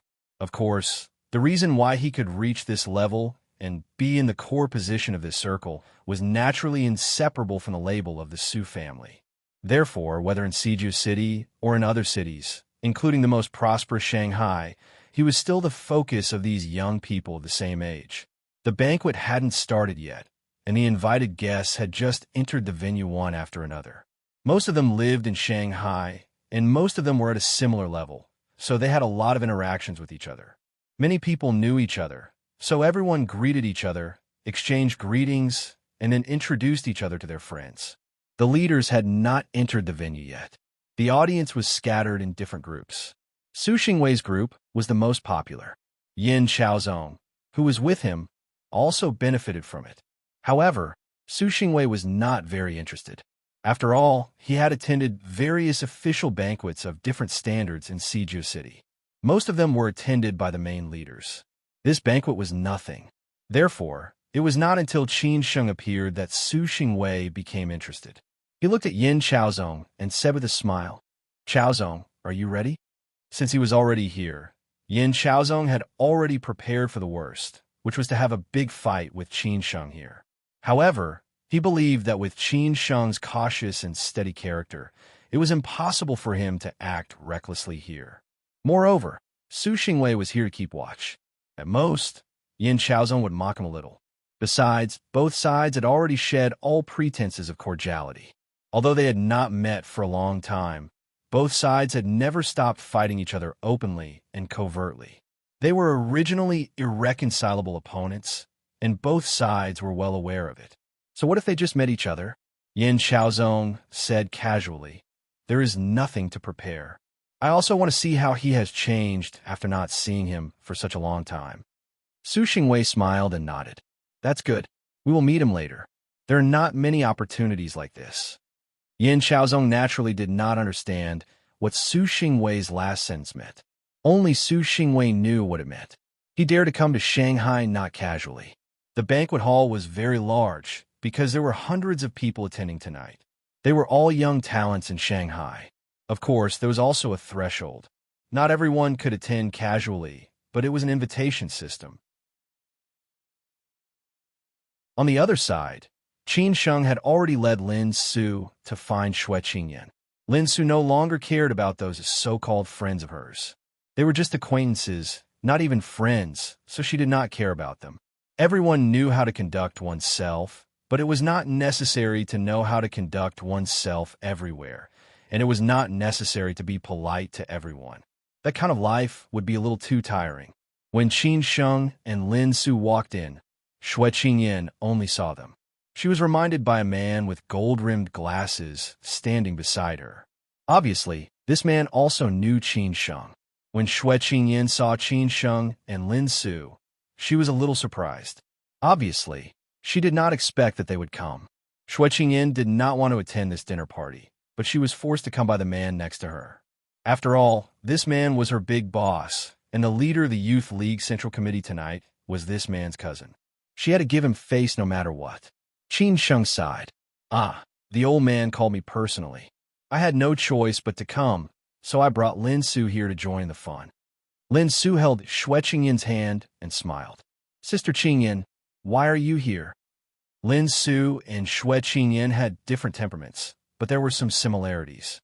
Lin Su was sometimes colder, while Xue Qingyan was more mature. Relatively speaking, Xue Qingyan was more attractive to men.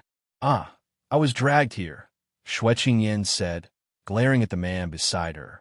The man was only wearing an exquisite white shirt. It was probably custom-made, as it suited his figure very well.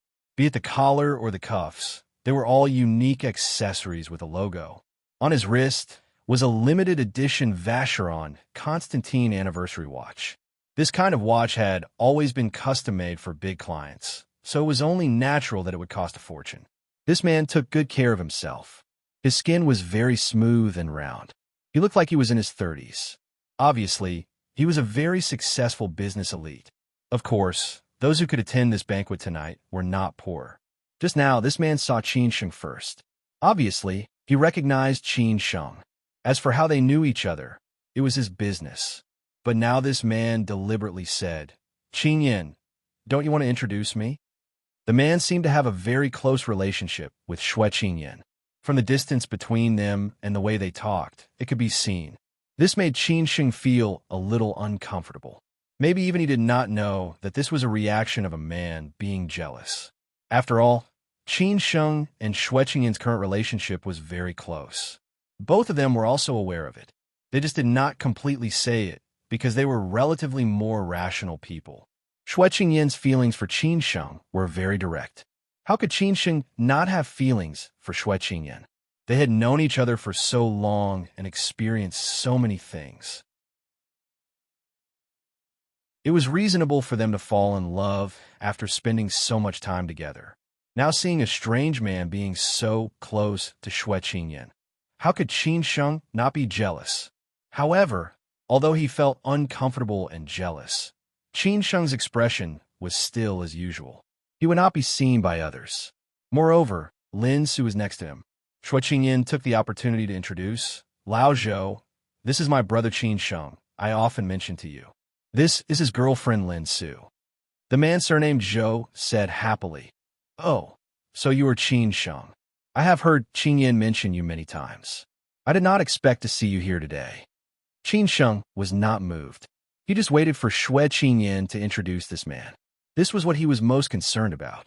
At this time, Xue Qingyan also introduced to Qin Sheng. He is my big boss, the president of our company, Zhou Jinyu. After hearing this introduction, the discomfort and worry in Qin Sheng's heart finally disappeared. Because he had heard Xue Qingyan talk about her big boss many times, he did not expect him to be so young. According to Xue Qingyan, this man should be almost 40 years old, so Qin Sheng did not expect it. It seemed that this man knew about health and maintenance. No wonder he was so young. At this time, Qin Sheng took the initiative to reach out his hand and said, Hello, President Zhou. My sister also talked about you many times. You are a big shot in the capital industry. You are really a role model for my generation. I am lucky to meet you today. It is a worthwhile trip. There were a lot of people around Zhou, Jinyu, and Xue Qingyan. When Qin Sheng and Lin Su walked over, they had already taken the initiative to leave, so there were only a few of them at this time. Zhou Jinyu was much older and more experienced than Qin Sheng.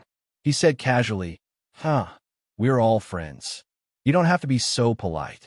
It seems a little distant. You are Qingyan's brother, so you're my brother. You can take the initiative to ask me out in the future. As long as Brother Zhou is free, of course I am willing to learn from you. Qin Sheng had changed the way he addressed him from President Zhou to Brother Zhou. This was also a recognition of Zhou Jinyu. After all, this man in front of him was indeed not simple. Xue Qingyan had said many times that he was usually more low-key. Zhou Jinyu said meaningfully. If you want to learn from me, it should be me learning from Master Qin. Master Qin is the real senior. I'm just a small person. Zhou Jinyu's words also directly said to Qin Sheng, I know your background. Let's not talk about these empty words. After hearing this, Qin Sheng's eyes looked thoughtful, as if he was thinking about something. At this time, Xue Qingyan mediated, Okay, you two don't flatter each other. Zhou Jinyu and Qin Sheng laughed at the same time. At this time, Xue Qingyan seemed to think of something. She frowned slightly and said, By the way, Qin Sheng, I almost forgot to tell you something. What is it? Qin Sheng asked curiously because Xue Qingyan's expression looked a little strange. It should not be a simple matter. Xue Qingyan said slowly, You know who is here today? I guess you definitely won't expect it. Who? Qin Sheng asked directly. Xue Qingyan said in a low voice, Yin Chaozong. After hearing this name, Qin Sheng and Lin Su's faces changed slightly at the same time. They really did not expect this. They just talked about Yin Chaozong in the car. They did not expect to meet him today. This should be the first time they met Yin Chaozong since they left Hangzhou and returned to Shanghai. Moreover, it was under such a strange situation. Xue Qingyan did not wait for Qin Sheng to come back to his senses and continued. There's a man from Sijio City beside him. He is quite famous in Sijio City. As soon as he appeared, he attracted a lot of attention. I don't know if you know him. His name is Su Xingwei. Qin Sheng was surprised and said, Sister, you also know Su Xingwei? I don't know him. Lao Zhou knows him. He has just told me about this man's story and background. Xue Qingyan said truthfully. Zhou Jinyu did not deny it. He chuckled and said, Su Xingwei is quite famous. He can be regarded as the best among his peers. Moreover, with the Su family's background, it is hard not to know him. But I'm a little confused. Isn't he in Beijing? Why is he in Shanghai? Moreover, this dinner has nothing to do with him. Qin Sheng was lost in thought. After returning to Shanghai for so long, he had not met Yin Chaozong. It was not that he could avoid him, but he really did not have such a chance. Why did he meet him here tonight? Moreover, Su Xingwei also appeared here at the same time.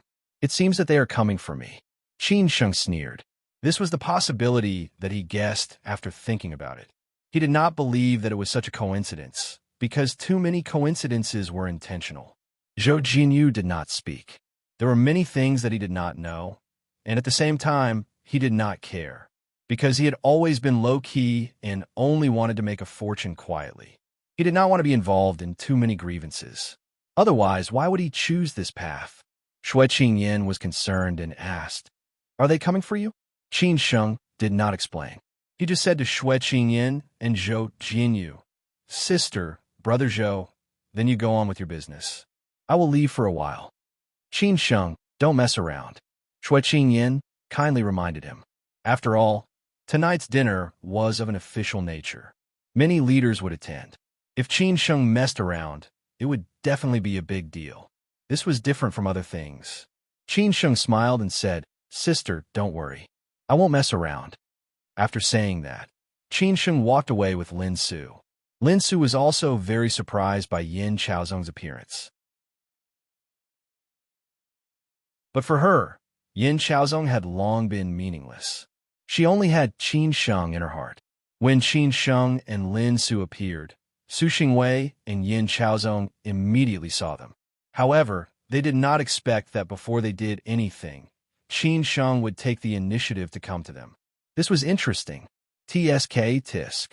The corner of Su Xingwei's mouth rose slightly. No one knew what this smile meant. He just walked straight to Qin Sheng.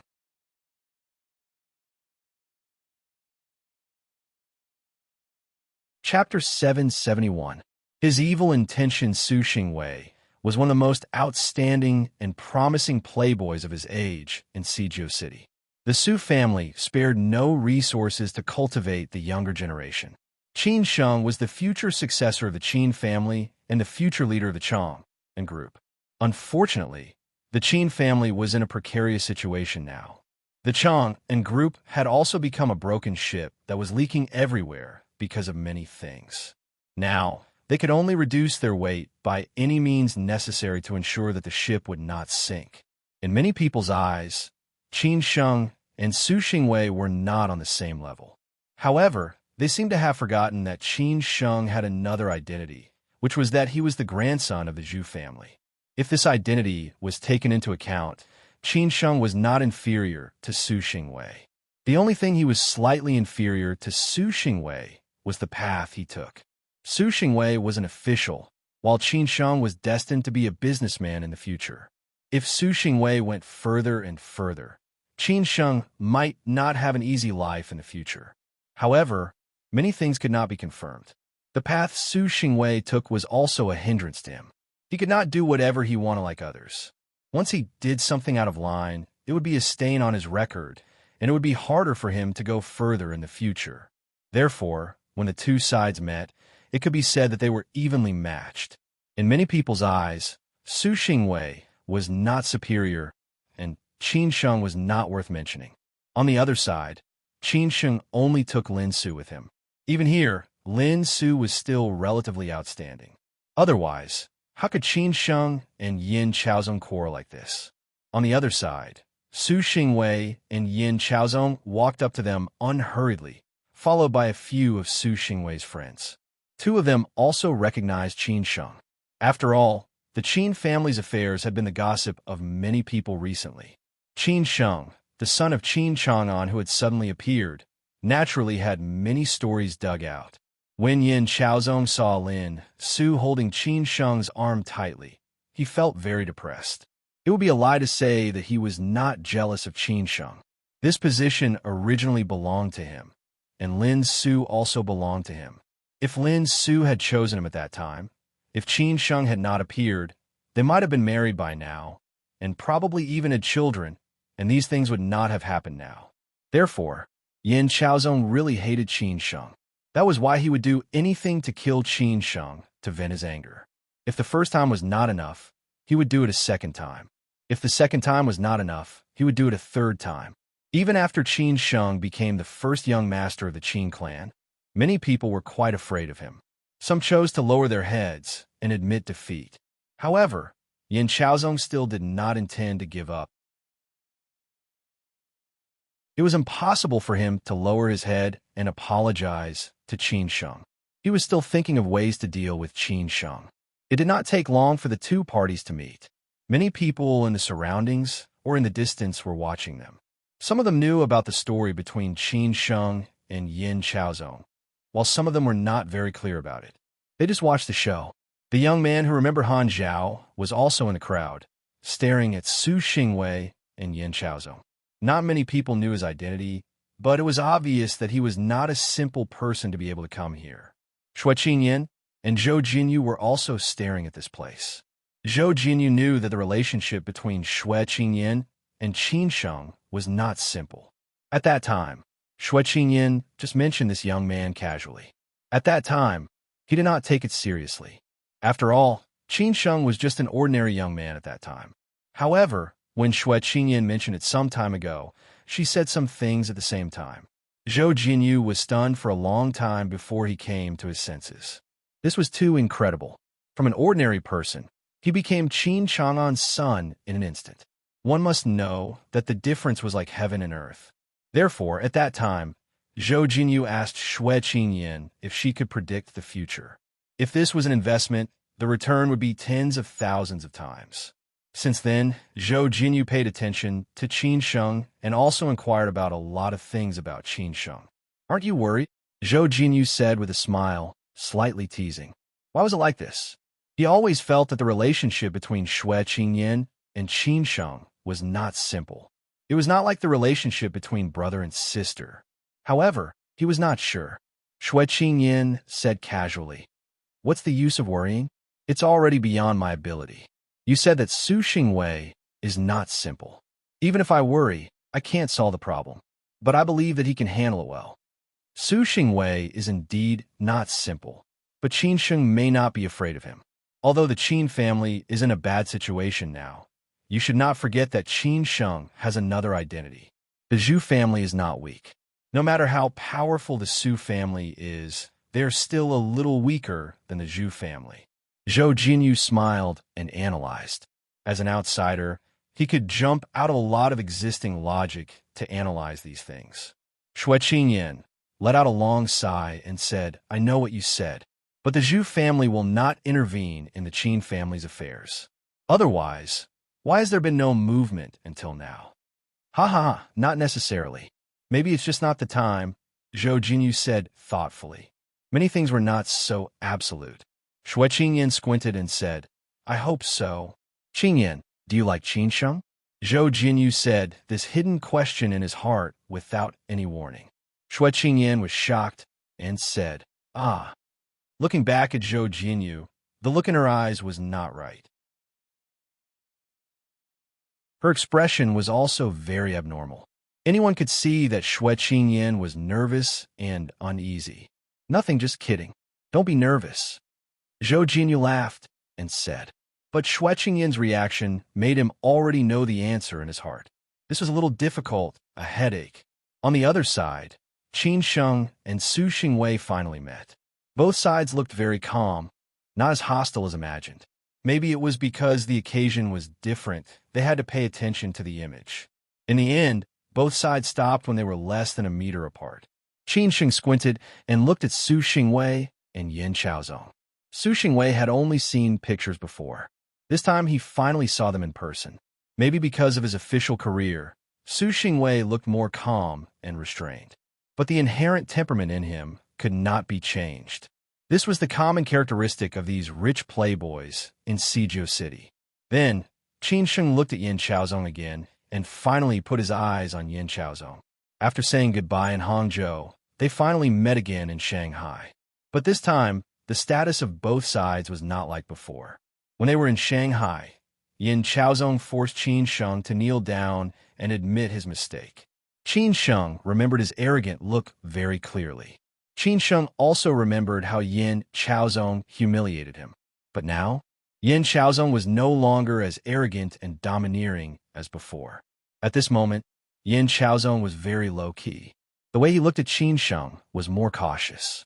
Although he did not directly avoid Qin Sheng's gaze, he did not dare to face Qin Sheng directly. Things were still the same, but people had changed. You're Uncle Qin's son, Qin Sheng. I really did not expect that we would meet here. Su Xingwei made a very simple opening remark, and there was not too much tension in his words. Su Xingwei wanted to act, but Qin Sheng did not intend to cooperate with him. He directly replied, What's the point of doing this, young Master Su? You can appear here tonight, isn't it for me? Su Xingwei deliberately said with a smile. Qin Sheng, I don't understand. Why did I come here for you? We have not met before. Moreover, the Su family and the Qin family are partners. If you don't believe me, you can ask Uncle Qin. Qin Sheng did not pay attention to Su Xingwei's words. He just looked at Yin Chaozong and said, Then how do you explain this? Young Master Su, do you really think that I don't know what you were doing in Shanghai? Su Xingwei did not expect Qin Sheng's character to be so straightforward, so he stopped acting. Anyway, a lot of things were just hidden, and in fact, everyone knew what was going on. So he changed his tone and said with a smile, Qin Sheng, you are very boring. With this kind of character, it is easy to offend people. Young Master Su, we don't seem to have any interaction, and I have never offended you.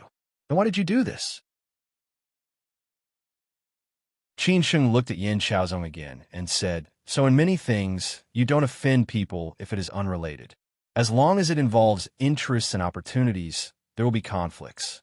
The Su family is the most straightforward in this regard. Su Xingwei said disapprovingly, After all, business is business. When it is necessary to stop the losses, one should stop the losses in time. Everyone will do so. The Su family did not do anything wrong. Qin Sheng sneered and said, What you said is true. But why did young Master Su come to Shanghai? To support the Su family? Or to support the useless Yin Chaozong? When he said the last sentence, Qin Sheng raised his voice on purpose. At the same time, he looked at Yin Chaozong again. This was a naked humiliation. But compared to what Yin Chaozong had done in the past, it was much better. As expected, after Yin Chaozong heard this, His face became very ugly, and the viciousness in his eyes could not be hidden. However, he did not dare to say anything. After all, with Su Xingwei present, it was not his turn to speak. Su Xingwei shook his head and smiled bitterly. Qin Sheng, sometimes people should be tactful. Some things are not as simple as you think. Are you really not afraid that you will end badly in the end? Qin Sheng asked, how do you know who will laugh in the end, young Master Su? So you already know what it means? Okay, since you said so, let's wait and see. When we meet again, I hope you can still say these words, Su Xingwei said firmly. Today, he came to join in the fun, and his purpose was very clear, which was to meet Qin Sheng. As for how many layers there were in it, only he knew, and others could not guess. Qin Sheng said impatiently, I still hope that we don't meet, because it is not necessary. Not necessary? Su Xingwei laughed. He had seen what Qin Sheng was like. As expected, he did not let him down. He did not want to argue. Everything was just waiting for the result. In the end, Su Xingwei suddenly looked at Lin Su, who was beside Qin Sheng. He suddenly said to Yin Chaozong with some evil interest, Chaozong, don't you have anything to say to your ex-girlfriend? Of course, Su Xingwei's words were to disgust Qin Sheng. Yin Chaozong also understood what he meant. Although he was very unwilling, he still had to bite the bullet. He looked at Lin Su and said coldly, he is not worthy of you. Qin Sheng was instantly enraged by her words. You're tuning in to the Warrior Lore YouTube channel. Don't forget to subscribe and join us on this journey to catch the most captivating stories.